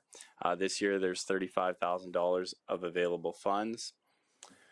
The submissions were open until May 3rd, 2023. Criteria for eligibility included not-for-profit or volunteer-based organizations that operated within the town of Coaldale or that portion of Lethbridge County included within the response area identified within the joint town-county fire services agreement. Must include programs, projects, or events that contribute to the social well-being of the community, address a community need, and enhance or improve the quality of life for residents of the town of Coaldale, and a completed application package, including requested supporting documentation. It should also be noted that applications are not considered for groups of a political nature, for-profit organizations, or commercial entities, individual persons, school boards, not student parent councils, and provincial or federal bodies. So this year, there were 5 eligible applications that were received with a requested funding amount totaling $37,218. So a little easier to go through than last year. We're only 2,000 or a couple thousand oversubscribed. After some careful evaluation completed by the committee that consisted of Russ Tanner, Director of Recreation and Community Services, myself, Clayton Vargasy, Community Services Coordinator, Erica Romeo, Client Services Coordinator, Chad Glasser, Manager of Recreation and Parks, Jason Beekman, Deputy Mayor, and Jason Avery, Town Councillor. We respectively present to Council the 2023 Community Grant Application Summary for review.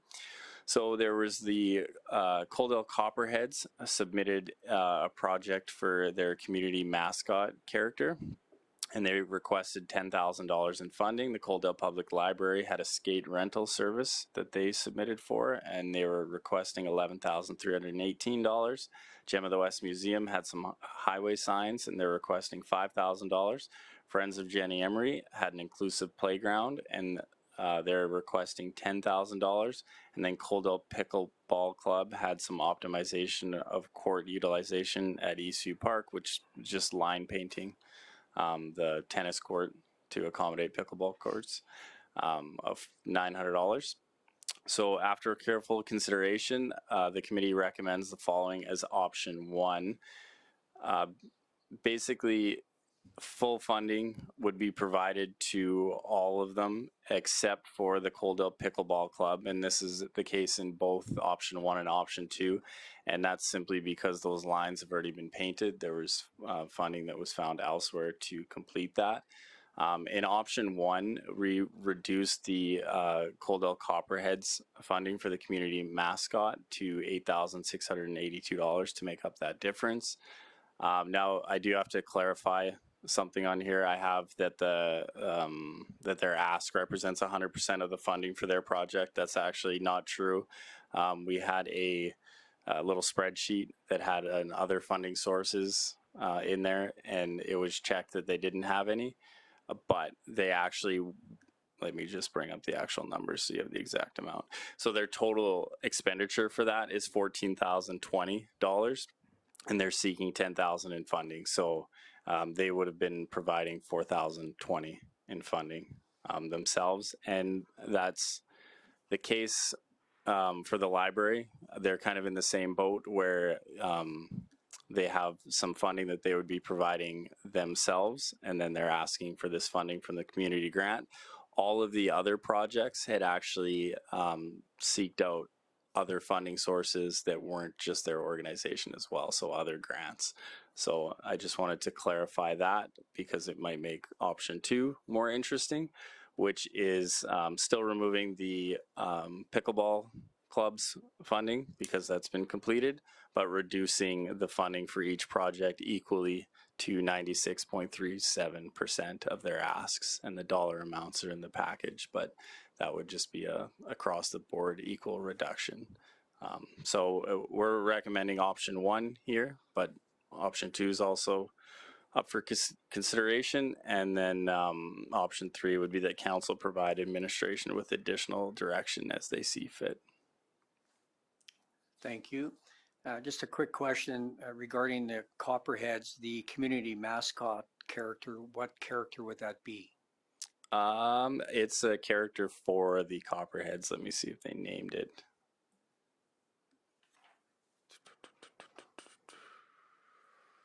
I don't know that they named it, but it essentially would be a Copperheads mascot. I don't think they've actually have like a mock-up of it yet, so part of that funding would be to get like a design done. And this mascot would be used for their games, or how would they use it? Yeah, I believe their games and events, and like if they're coming to the parade or things like that around the community too. Yeah. Okay, thank you. I'll open up to members of council. Questions? Councillor Chapman.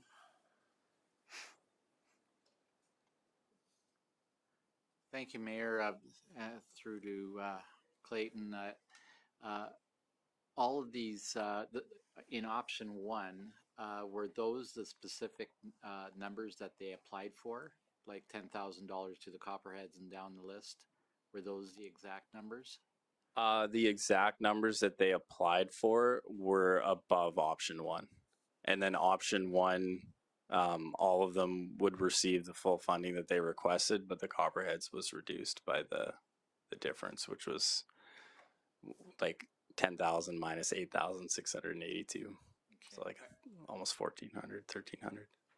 Okay, thanks. Maybe just a thought that just occurred to me. So if we went with option number two, it would increase their grant number by a little more, right? Yep, so, quite a bit. Yeah. So would that be fair to use that kind of throughout the whole thing is that you help them out to get to their limit, although it would penalize or hurt a couple of the other applications. Say, for example, the Gem of the West, for 5,000, I don't know what their application number would have been for.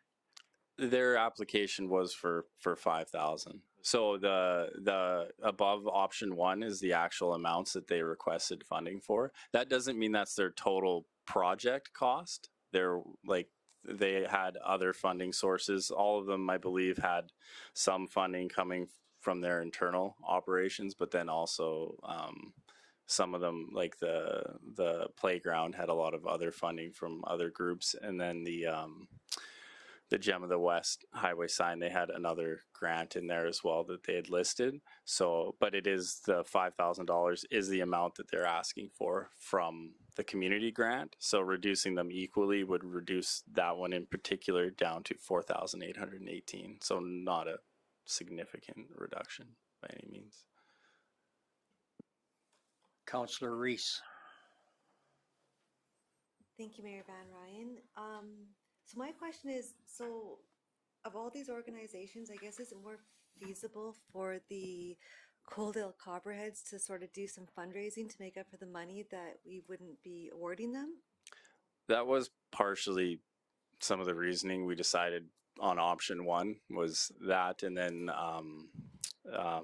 just the broader impact, like that is a specific demographic that their mascot would cater to. And also the mascot, looking through their application again, there are, like, it's broken down into some other components, like alternate jersey, things like that they could potentially remove if they couldn't come up with the full funding. One was like a cooling vest was part of it. Let me see if I have the amount. A cooling vest for $270, alternate jersey socks for $200. So things like that could potentially be adjusted, but yes, they could potentially raise money on their own too. Okay, thank you. Any other questions, comments? I just have a question on the skate rental service. Like, this is obviously a new initiative for the library. Like, that's a lot of skates for $11,000 that we're asking for. Like, where are they going to store these skates? At the library or at the rink, or anybody know? Thank you for the question, Mayor Van Rijn. To council, our understanding is certainly that they would do it much like the booking out of the swim pass and the books and things from the library. Haven't gone into too much detail. Haven't seen too much detail as exactly how they'll store them, but it's in conjunction, and they have a little bit of foresight for the future outdoor rink that's going to be adjacent to their building. So it's also a service that we see that helps with our initiatives as well. So we could certainly look at helping them out and partnering with them on that. I forgot about the connection there with the outdoor rink, so that's a good idea. Okay, any more questions, comments? Seeing none, then I'm needing someone to make a motion that council approves the awarding of the Coaldale Community Grant funding as per option 1 or 2 to the organizations and projects as recommended by the committee. Anybody care to sponsor? Councillor Avery, which one would you like to do? I will sponsor option 1. So Councillor Avery makes a motion to approve awarding of the community grant funding per option 1 to the organizations and projects as recommended by the committee. Any further discussion? Seeing none, I'll call the question. All those in favor? Carried unanimously. Thank you. Oh, sorry. So again, those in favor? Opposed? Councillor Saylor opposed. Motion carried. Thank you. Thank you, gentlemen. Moving on to agenda item 8.2, the Coaldale off-leash dog park accessibility option. We have Russ Tanner and Chad presenting regarding the accessibility ramp. So when you gentlemen are ready, you're good to go. You bet. Thank you, Mayor Van Rijn, and to council. And yeah, Chad's here with me because he did some of the research and certainly has some of the detailed information for some of the questions that may come up with the costs. So the purpose for this report is to provide council with options of making the Coaldale off-leash dog park more user-friendly for those with disabilities or declining health. Further, to give council the opportunity to provide feedback concerning the proposals ahead of the budget process this year. Coaldale's off-leash dog park, as you guys are probably aware, is one of the most well-used parks in Coaldale. In conversations with users, we often hear people that are there from Lethbridge and travel from Lethbridge on a regular basis. The recent rehabilitation of the Owl's Nest Campground, in addition to the mountain bike park in close proximity, is also putting a little bit of a magnifying glass on that park. It's right there, and it's used and aided in its additional use. Accessing the park currently requires a person to take to park on 20th Avenue and then navigate down one of the two large staircases located on the north side of the park, or to use the pathway system to access a gate on the east end and walk down a lower grade hill into the park. All three of the current access points would be considered not ideal for those with disabilities or those with declining health. The Town of Coaldale Accessibility Working Group, and we just found this out just recently actually through our research, that they actually in 2021 outlined two options. So we've included those in our analysis, and administration has taken into consideration that report with additional research that had been done to provide council with some options. Option one that we've provided and done some research on would be to use the northwest existing gate off 20th Avenue to put barrier-free signs and road markings up, a concrete curb cutout to be able to access up to the gate, modify the gate so that it's easier to access with an outward closure, top landing concrete pad to code, and a ramp with railings. And at the bottom of the ramp, we'd also create a landing of concrete with benches and a little sociable area. It would be a grade, so if they did choose to and they were capable of venturing off, they certainly could. But option one costs, what we did is we costed out should it be a wooden ramp that comes down at $70,000. Option one's, if it were a metal ramp, it would be $125,057.50. And option number one, if it were concrete, and the report done by the Accessibility Working Group was did the concrete. We also quoted that, and we estimated it'd be around $150,000 to do the same thing in concrete. We also looked at an option two, which would mean you need to use the pathway system on the east side of the park.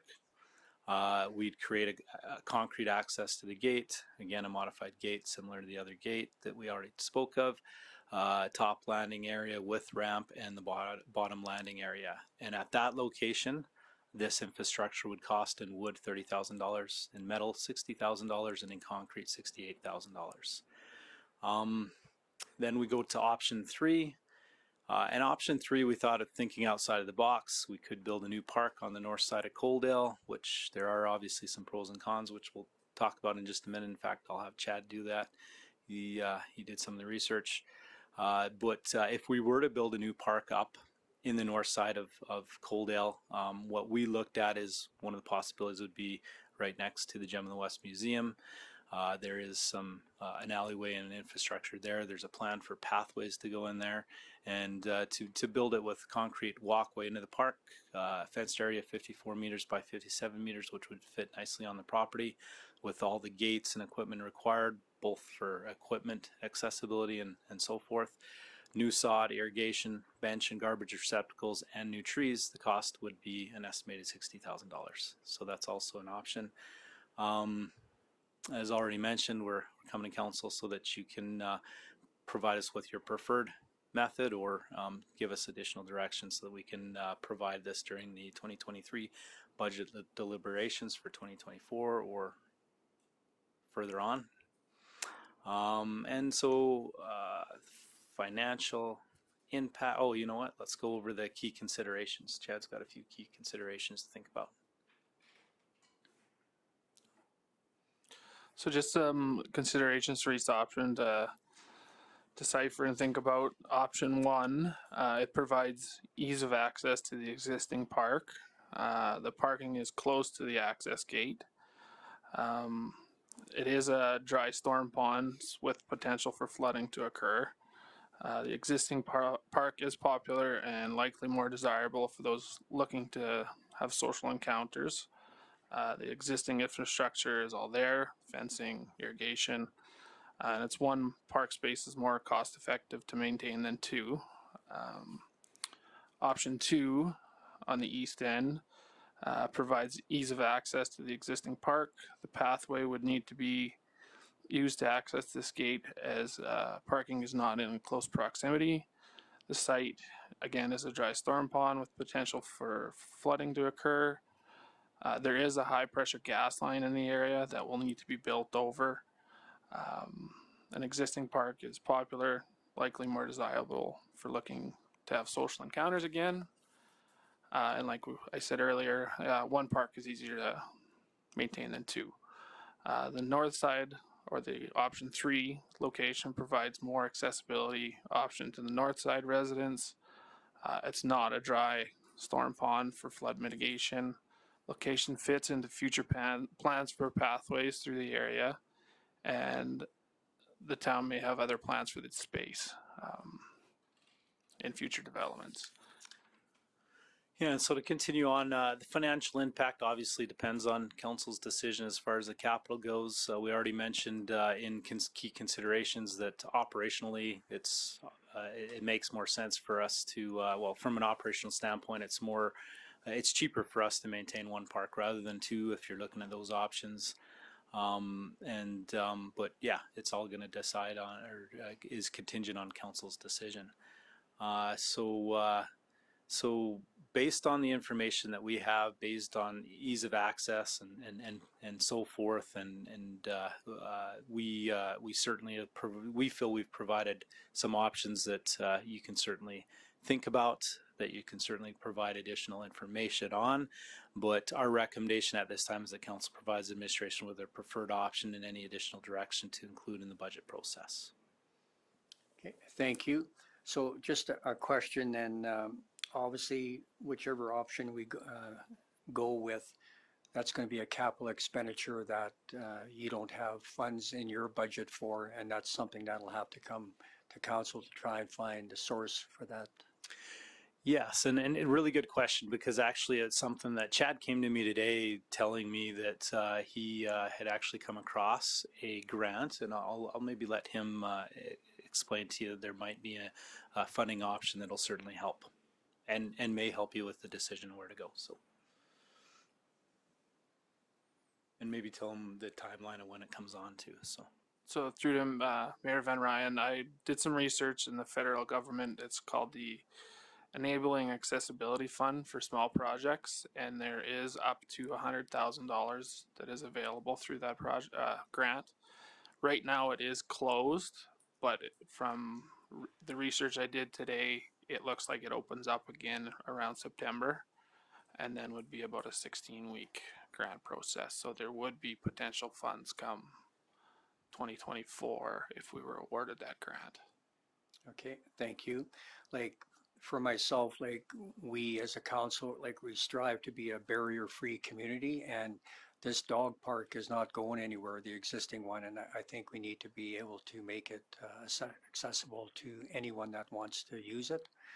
So, but again, with the large price tag that comes with this, we need to obviously apply for grants and see where we can find funding for that, and probably a future budget discussion as well.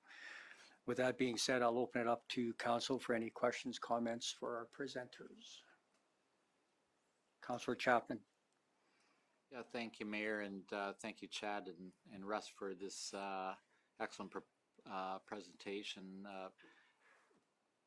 Option 1 and 2 certainly have my thoughts, and I'm just wondering if option 2, the location for it, being so close to the Owl's Nest, whether that has some merit, having it over there. I know it's farther away, but would that be something that the folks over in that end of town would be appreciative of, plus being by the walking trail? So through the chair to Councillor Chapman, what I can tell you at this point in time is the closest, the area where people are probably most likely to park naturally is right at the pump station. And that's been a concern to the Owl's Nest, not a want. And so probably the closest proximity, certainly within the town's ability to create parking stalls, would be also just further down 18th, closer to the pathway. You'd still have over 100 feet to be able to navigate down the pathway in order to get to that access point. And that's why our recommendation would likely not have been to, but it's obviously there because it's a cheaper option. But the ability to create some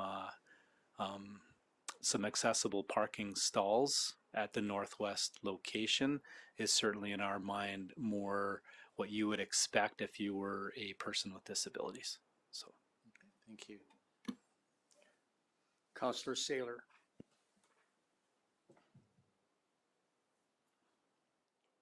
Thank you, Mayor. So when would this project start if we chose one of these options? Like, would it be waiting until next year? Like after we got the grant type thing? Yeah, through the chair to Councillor Saylor. So similar to what the mayor had mentioned, we don't have money currently to do it. However, we certainly could apply for the grant in September, depending on timing in September. What we certainly could do as administration is we could apply for that grant at the same time, come to council through the budget process with worst case scenario. However, if that grant happened, we could certainly use that to fund. Having said that, from a timing perspective, we wouldn't have that money in time to be able to do certain materials. So it'll depend on what materials and what winter looks like. Certainly concrete would be an issue. So the project, in all likelihood, we're looking at next spring at the earliest start time. Because just with everybody, with all that development going to be taking place on the north side of the tracks, if we could get this grant, I would be interested in doing an option 2 and 3. If we're going to have a bunch of people over there, and if we could get $100,000, I don't see why we wouldn't look into making it accessible and then also adding something for the north side as well, personally. Okay, thank you, and good points. Personally, the option 3 between the museum or beside the museum, I think that piece is too small to make it a decent dog park, but maybe there's other options on the north side, obviously this is going to be a budget discussion, and I agree we won't be able to do it this year. And based on what motion comes out of this, if we decide to postpone it until 2024, then we would need to do some kind of a social media announcement on that we are actively looking into a accessibility ramp into the dog park, because all of us have been getting queries about why there is no ramp for people to access the dog park. So I'll open it up. Oh, Councillor Abry. Thank you, Mayor. So just a question. We just finished updating the whole entrance exit at the dog park, putting in these holding pens. And now this would be, according to the drawing, right where we just spent money doing an upgrade. Is that correct?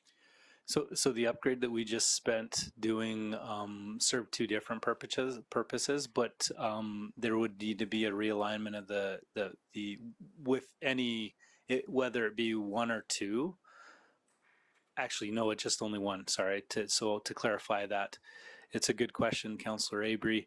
If we were to go with option 1, there is room up there for us to do a cement pad as needed and then come off in the design off the side and very minimally impact what we've already done. It could still stay in place.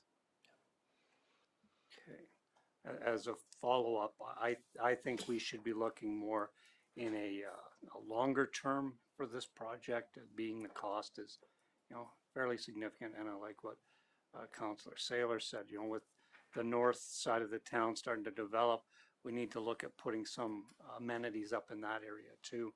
So I think we should be looking, you know, bringing it to our budget meetings this fall, but maybe not a 24, but a 25 or 26 option.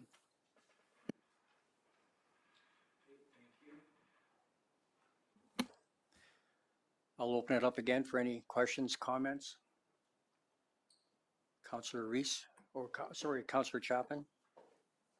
Just a quick question to you, Mayor. Would it be worth parking this until we hear more about a grant, and then we'd have a better idea as to option 1 or 2? That might help us, and then we can start looking at that budget from that budget perspective. Yes, and listening to the comments around the table, I think that's the direction we're going. So our CAO is just going to come up with a resolution option that we can use to postpone this until budget cycle. And then again, it's important based on the outcome of the resolution vote that we get this out to the general public, that we're going to actively look into doing this. But unfortunately, funds we have to come up with. Councillor Reese, go ahead. Thank you, Mayor Van Rijn. And through to Mayor Van Rijn, I like the idea of having Kaylin give us another resolution, but in that resolution, can we have something along the lines of what Councillor Saylor mentioned, having another dog park on the north side of town? Because I do like that idea. Yeah, and we can base it on exploring opportunities. Like, it doesn't have to be specific. So, thank you. Kaylin, have you come up with something there?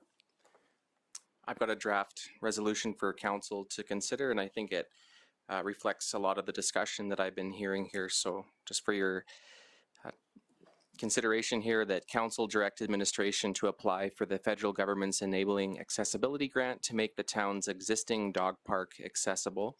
Further, the council direct administration to explore additional options on the north side of Coaldale.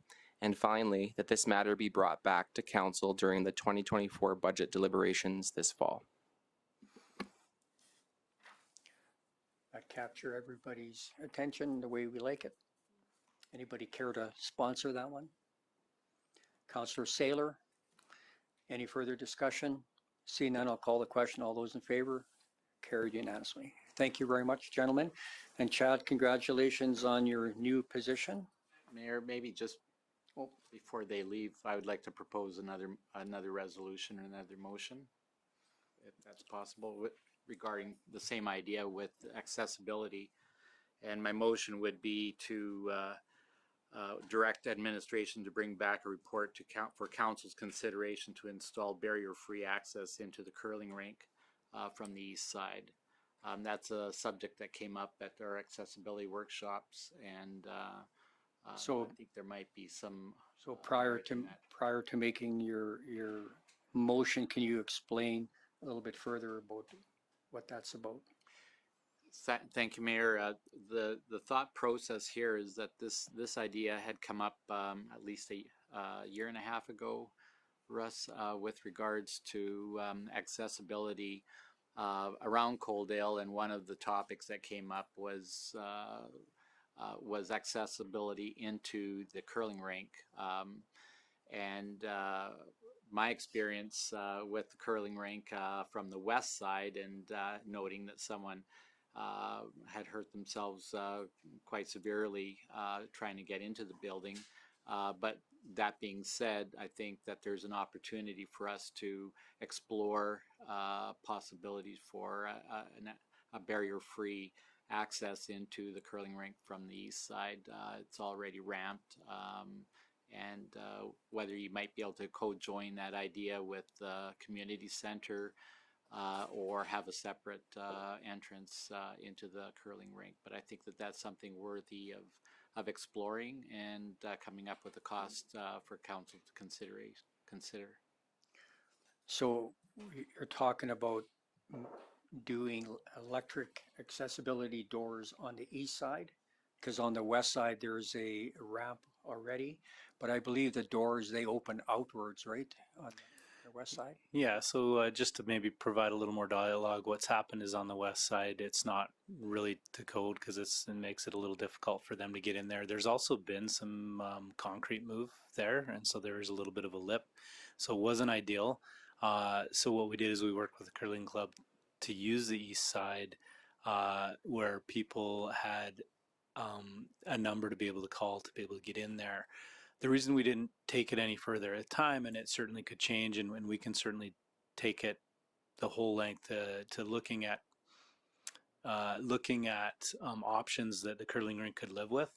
However, putting an automatic door on there to be able to access at all times was something they didn't want us to do because of the minus frigid temperatures and it coming right into the lounge area and things like that. So so certainly what we could look at doing is creating some type of airlock or something over there, and actual accessibility from that angle. If we're doing that, we probably need to revisit the west side to see what's more feasible, if quite possibly if we change the doors and things that might be. So there does need to be more research. I think it's great to be able to do that, to make it more accessible. But I just wanted to provide you with a little bit more dialogue as to why the east side wasn't taken further. That was also previous administration and their research, so that may have changed, but we certainly can do that. Thank you. So I have a motion on the floor. Do we want to? If you can just repeat the motion, please. Thank you, Mayor. Motion to direct administration to bring back a report for council's consideration to install a barrier-free access into the curling rink from the east side. And I guess if we have to do it from the west side too, that's, I'll leave that option open, but maybe just bring that back in your staff report. Would you accept a friendly amendment to that, to take out the east side? Just barrier-free access? You bet. That makes sense. Okay, there's a motion on the floor. Any further discussion? I'll call the question. All those in favor? Carried unanimously. Thank you, gentlemen. Okay, moving on to departmental reports. Agenda item 9.1, Emergency Services Quarter 1 report. We have Clayton Rutberg, Director of Protected Services, our Fire Chief, and Dem, and we also have Mark Anderson presenting this evening. Welcome, gentlemen. When you're ready, the floor is yours.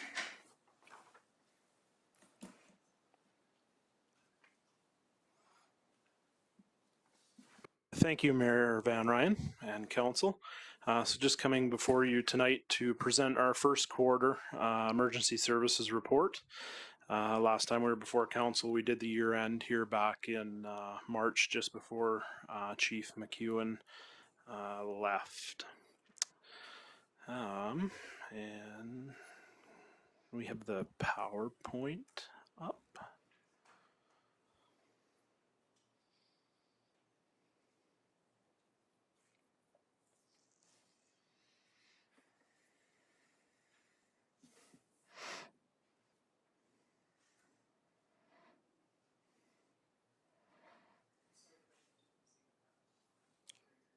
Okay, that's okay. So a bit of a staffing update. Oh, perfect.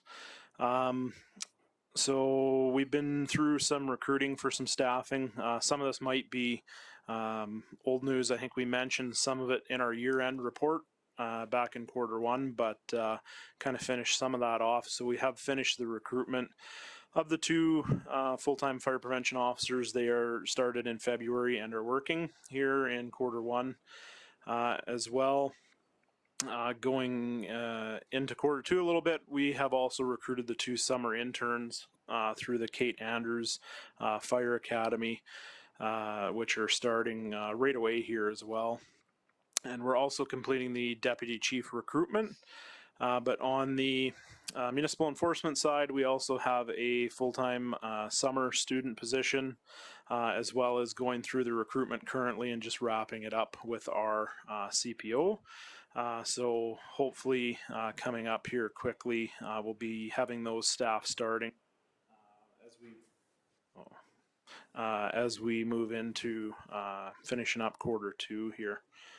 Looking at some of our calls, over the Q1, we've had fairly consistent call numbers with last year, but we've also had the additional area.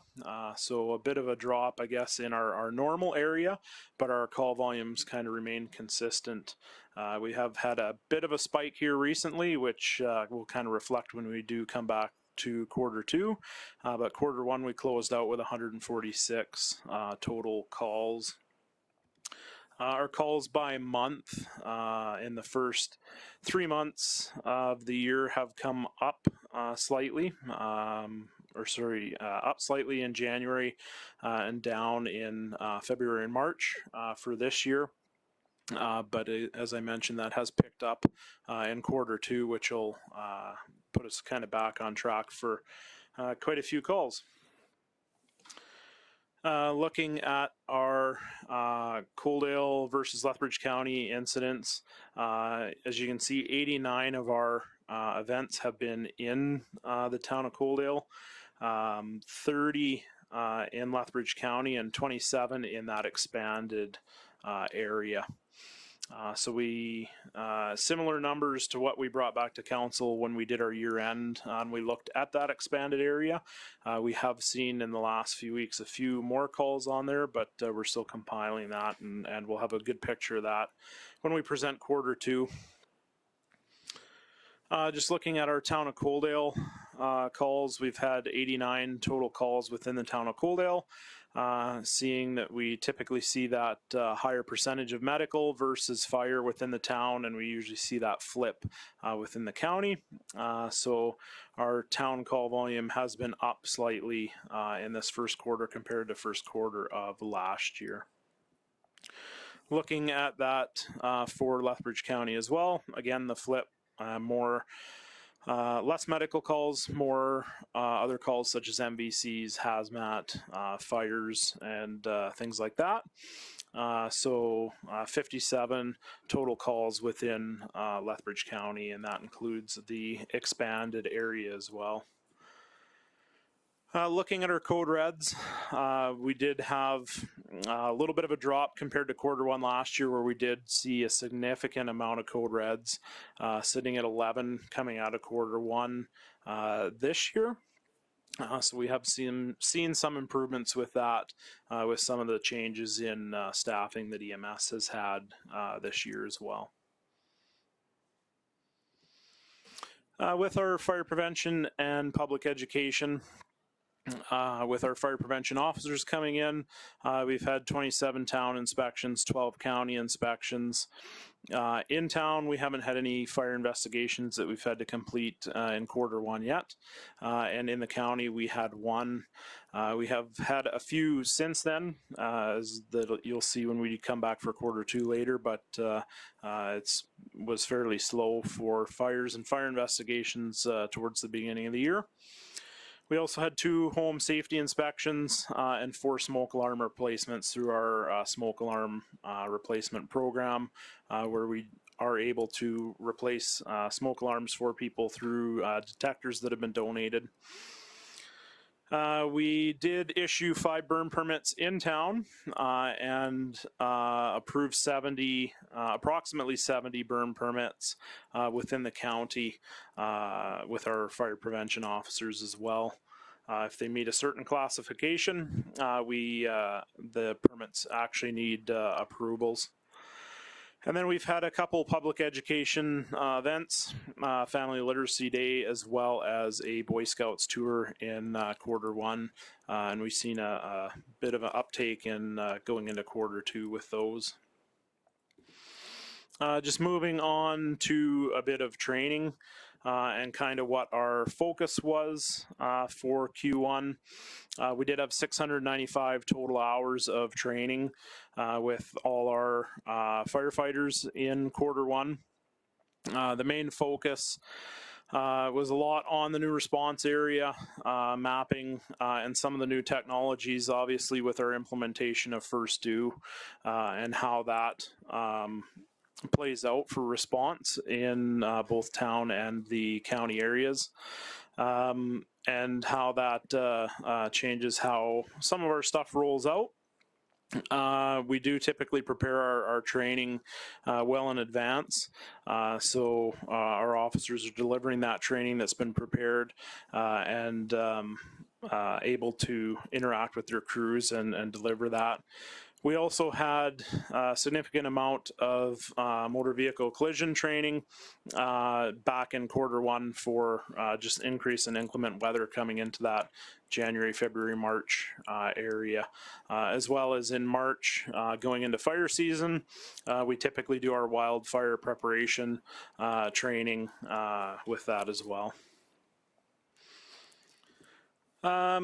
With some of our training subjects, obviously that expanded area was a big portion towards the beginning of the year.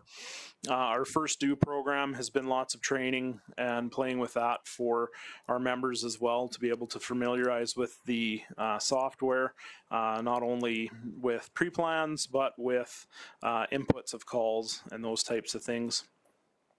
We completed our CPR recertification as well as did a high performance CPR course along with Lethbridge Fire and Emergency Services throughout that time as well. We completed hazmat refresher with gas monitoring, alarm operations, refreshing those skills.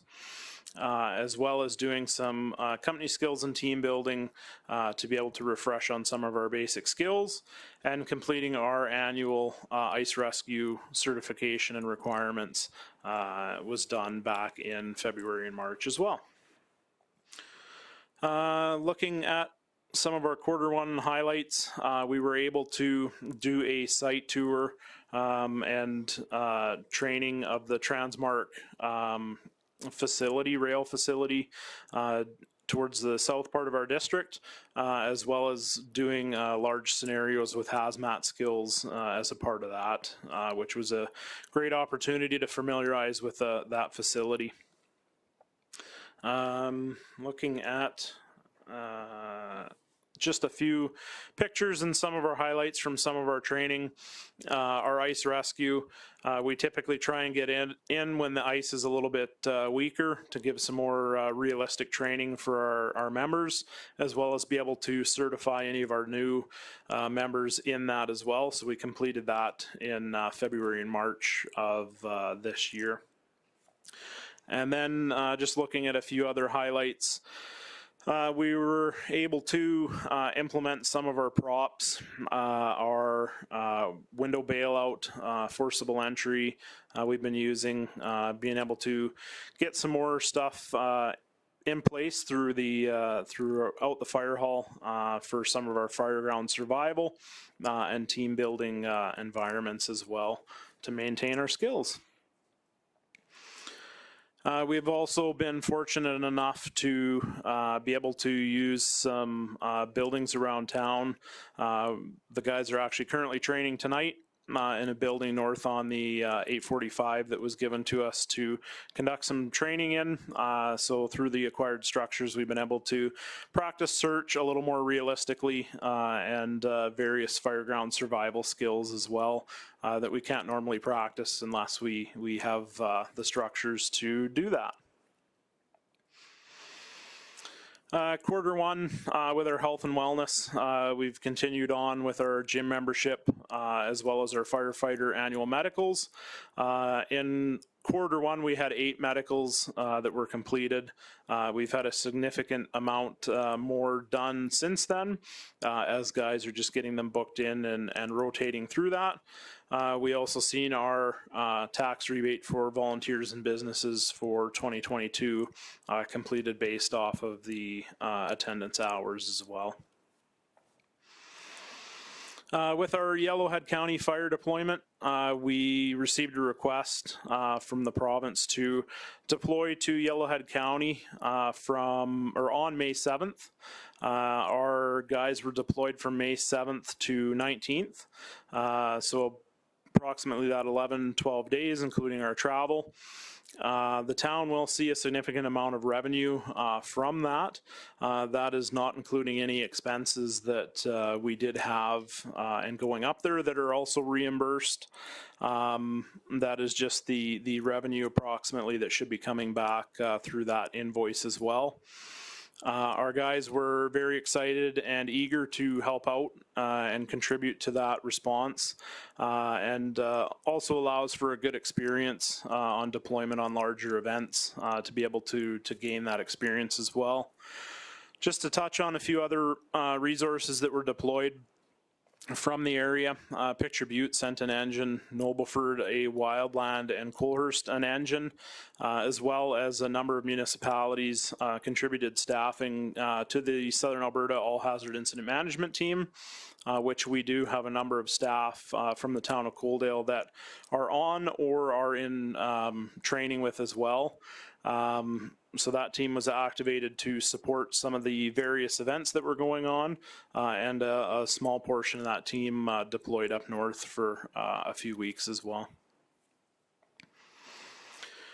With our emergency management update here for Q1, we completed ICS 300 with 11 students from the town of Coaldale as well as Lethbridge County. It was a mixed class. We typically mix our classes in with them since we provide them with DEM services as well.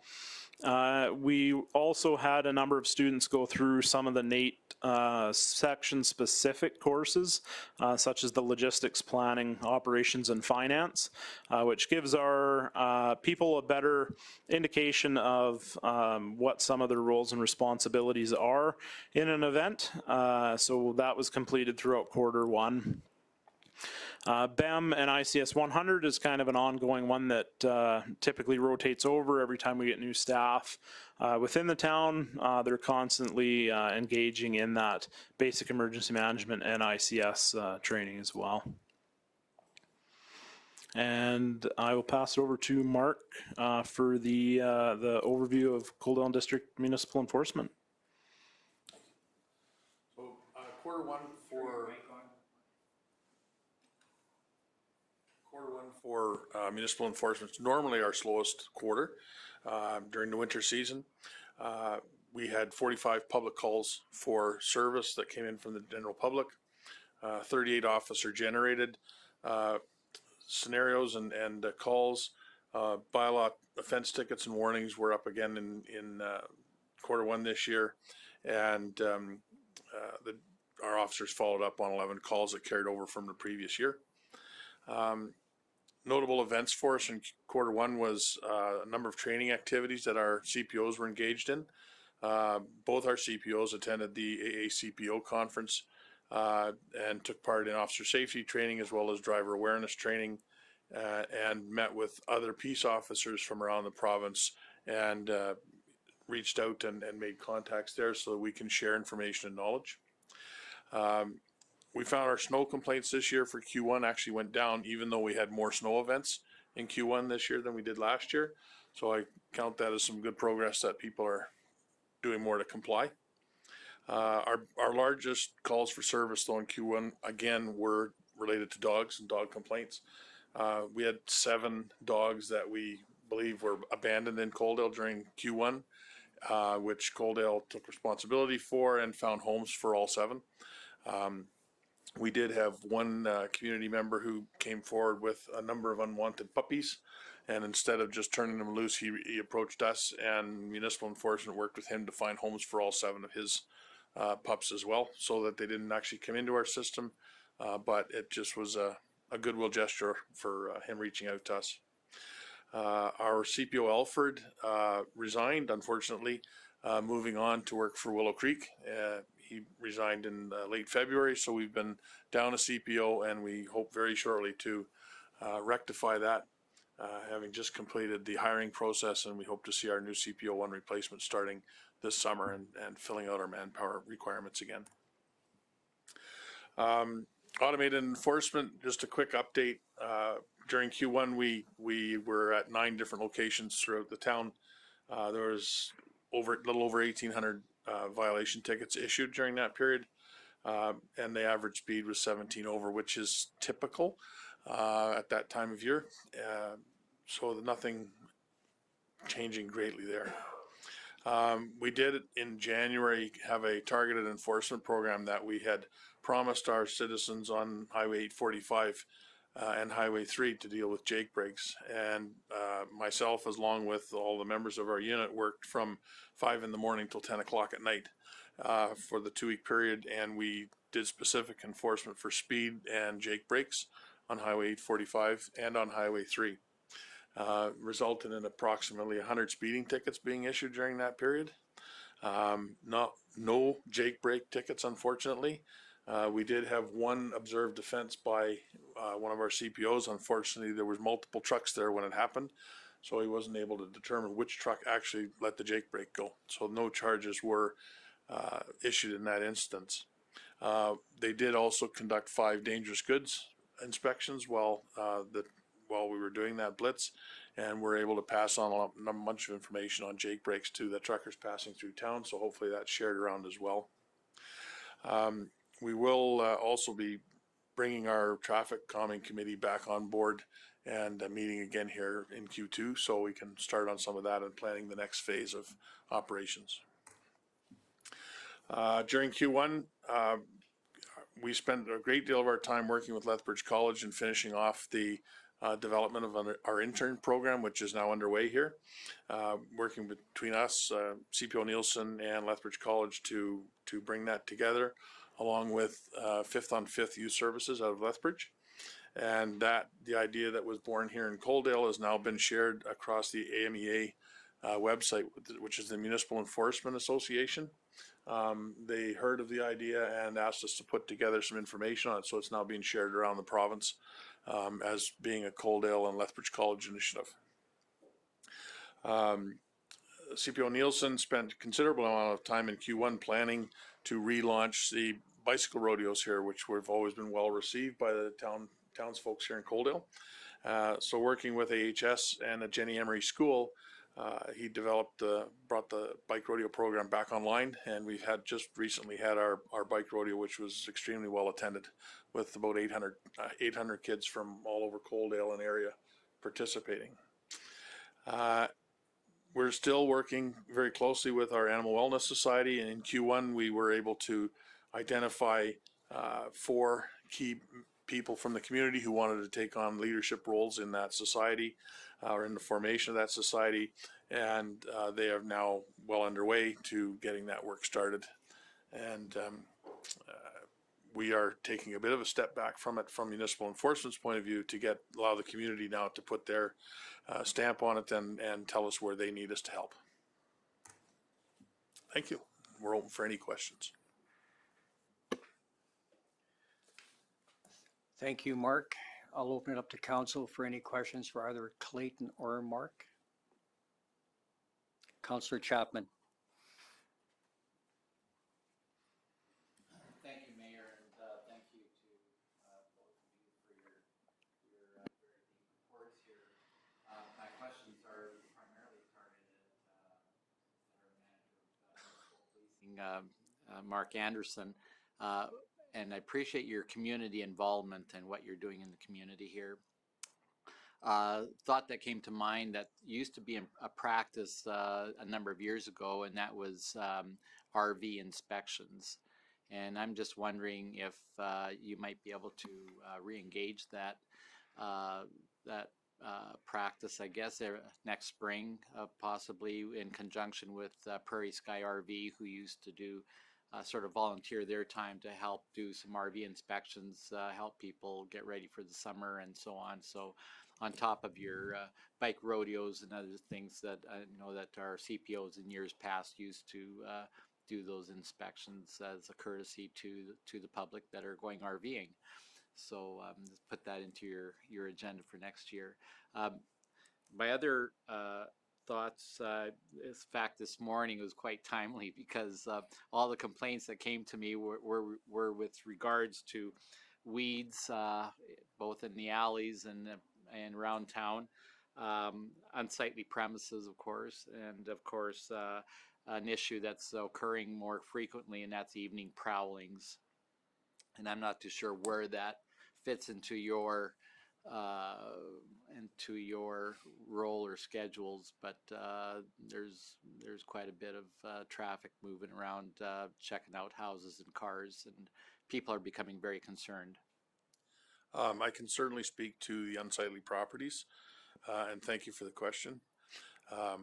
We have been actively engaged in issuing a number of unsightly property orders, and I think we have about 25 outstanding right now that we're working on. A lot of our attention is always pulled away to undeveloped lots. However, we have been doing a number in the older areas of town, dealing with alleys and overgrown trees and weeds that have overgrown. And there are a number of outstanding orders right now that will be followed up on here in the short order. They all come due around the end of this month. As to prowling in the evenings and whatnot, unfortunately, our CPOs do not have jurisdiction on those matters. That would have to be referred to the RCMP, but I'm certainly happy to reach out to Mike Newman and discuss it with him. Thank you, Mark. Any other questions, comments? Councillor Avery? Okay. Well, excellent job on your presentations. So I'm just going to be looking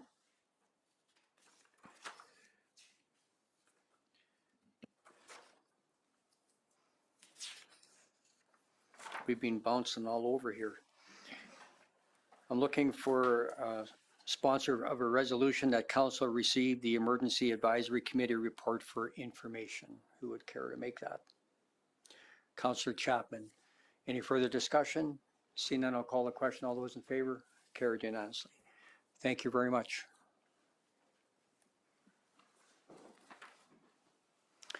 That brings us to agenda item 10.1, council and committee reports.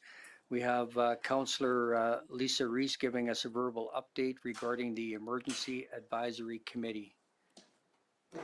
Thank you, Mayor Van Rijn, and through to council.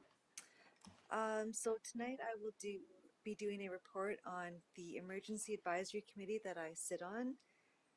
So in conjunction with the town, the EAC, and the Emergency Management Agency, we had a functional exercise planned, which was going to simulate a severe windstorm and was supposed to be held on May 24th.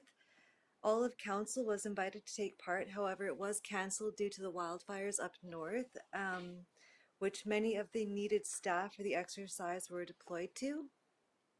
So we're thinking it's going to be rescheduled for the fall, and it would be really nice if most, if not all of council could be present for these exercises, so that, you know, so that council can gain some knowledge and insight into what could be expected in a situation where an emergency or disaster takes part in our town.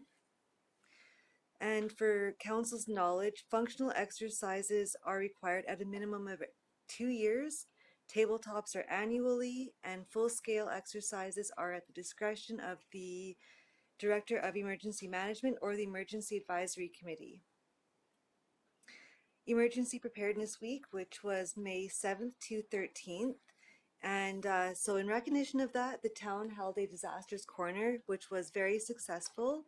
Lots of useful and beneficial information was provided, and it was a great learning opportunity for kids and honestly for people of all ages to attend, to get acquainted with how to be prepared and know what to do in the case of a natural or man-made emergency or disaster.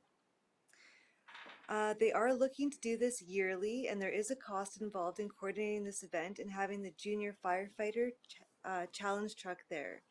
This year we had 2 sponsors, and it was the Coaldale Kinsmen who donated $1,500 and the Coaldale and District Ag Society, which donated $2,000. And moving on to Regional Emergency Management, at the December 12th regular council meeting, then Fire Chief Kevin McEwen brought a proposal before council to enter into a regional emergency management plan with the towns surrounding our area. Council then passed a resolution to enter into an REM plan involving Lethbridge County, Barrens, Nobleford, Colehurst, Pitcher Butte, and of course Coaldale. The condition with this partnership was hinged on a grant to help cover the cost of initiating this program. So Pitcher Butte applied for the grant on behalf of all involved and has since received $200,000 to build a regional emergency plan. However, a condition of this grant is that no funds are to be used on operational or capital expenses, meaning we will need to contract a consultant to get the program up and running. The partnering municipalities are currently working together to write an RFP, request for proposal, to secure a consultant to begin working on the regionalization. Highlights of this RFP will include some of the following points: agreements and bylaws drafted and approved by all partnering municipalities, ministerial order process, thorough hazard identification and risk assessment to serve as the foundation for the program and plan, a thorough plan developed and based on the hazard identification and risk assessment and inclusive of all municipalities, tabletop, functional, and full-scale exercise to test the plan prior to implementation, revisions of that plan based on the feedback from the exercises prior to implementation, associated training for the individuals identified from each municipality that serve on the incident management team. And lastly, as an information update, our DEM, Director of Emergency Management, Chief Clayton Rutberg, will maintain the status of his role, including training for ICS 100, 200, and 300. And that's my report. Thank you, Councillor Reese. Well done. Is there any questions for Councillor Reese? Seeing none, could I also got to back up. I made the last motion option was the incorrect one. So Councillor Chapman, if you would accept a friendly amendment that Council received the Emergency Services Quarter 1 report for information. So Lana will make that note, and then now I'm looking for a motion that Council receive the Emergency Advisory Committee report for information. Deputy Mayor Beekman, any further discussion? Seeing none, I'll call the question. All those in favor? Thank you very much. Correspondence items, we went through all three of those, so that concludes the open portion of the meeting. I will be requiring a motion that council move into closed session in accordance with section 197-4-B of the Municipal Government Act to discuss matters exempt from disclosure for items 13.1, subject to section 17, personal privacy, and section 25, economic development. I'll need a motion that we go into closed session at 7:46 p.m. Who would like to make that motion? Councillor Pickering, all those in favor? Carried unanimously. Thank you.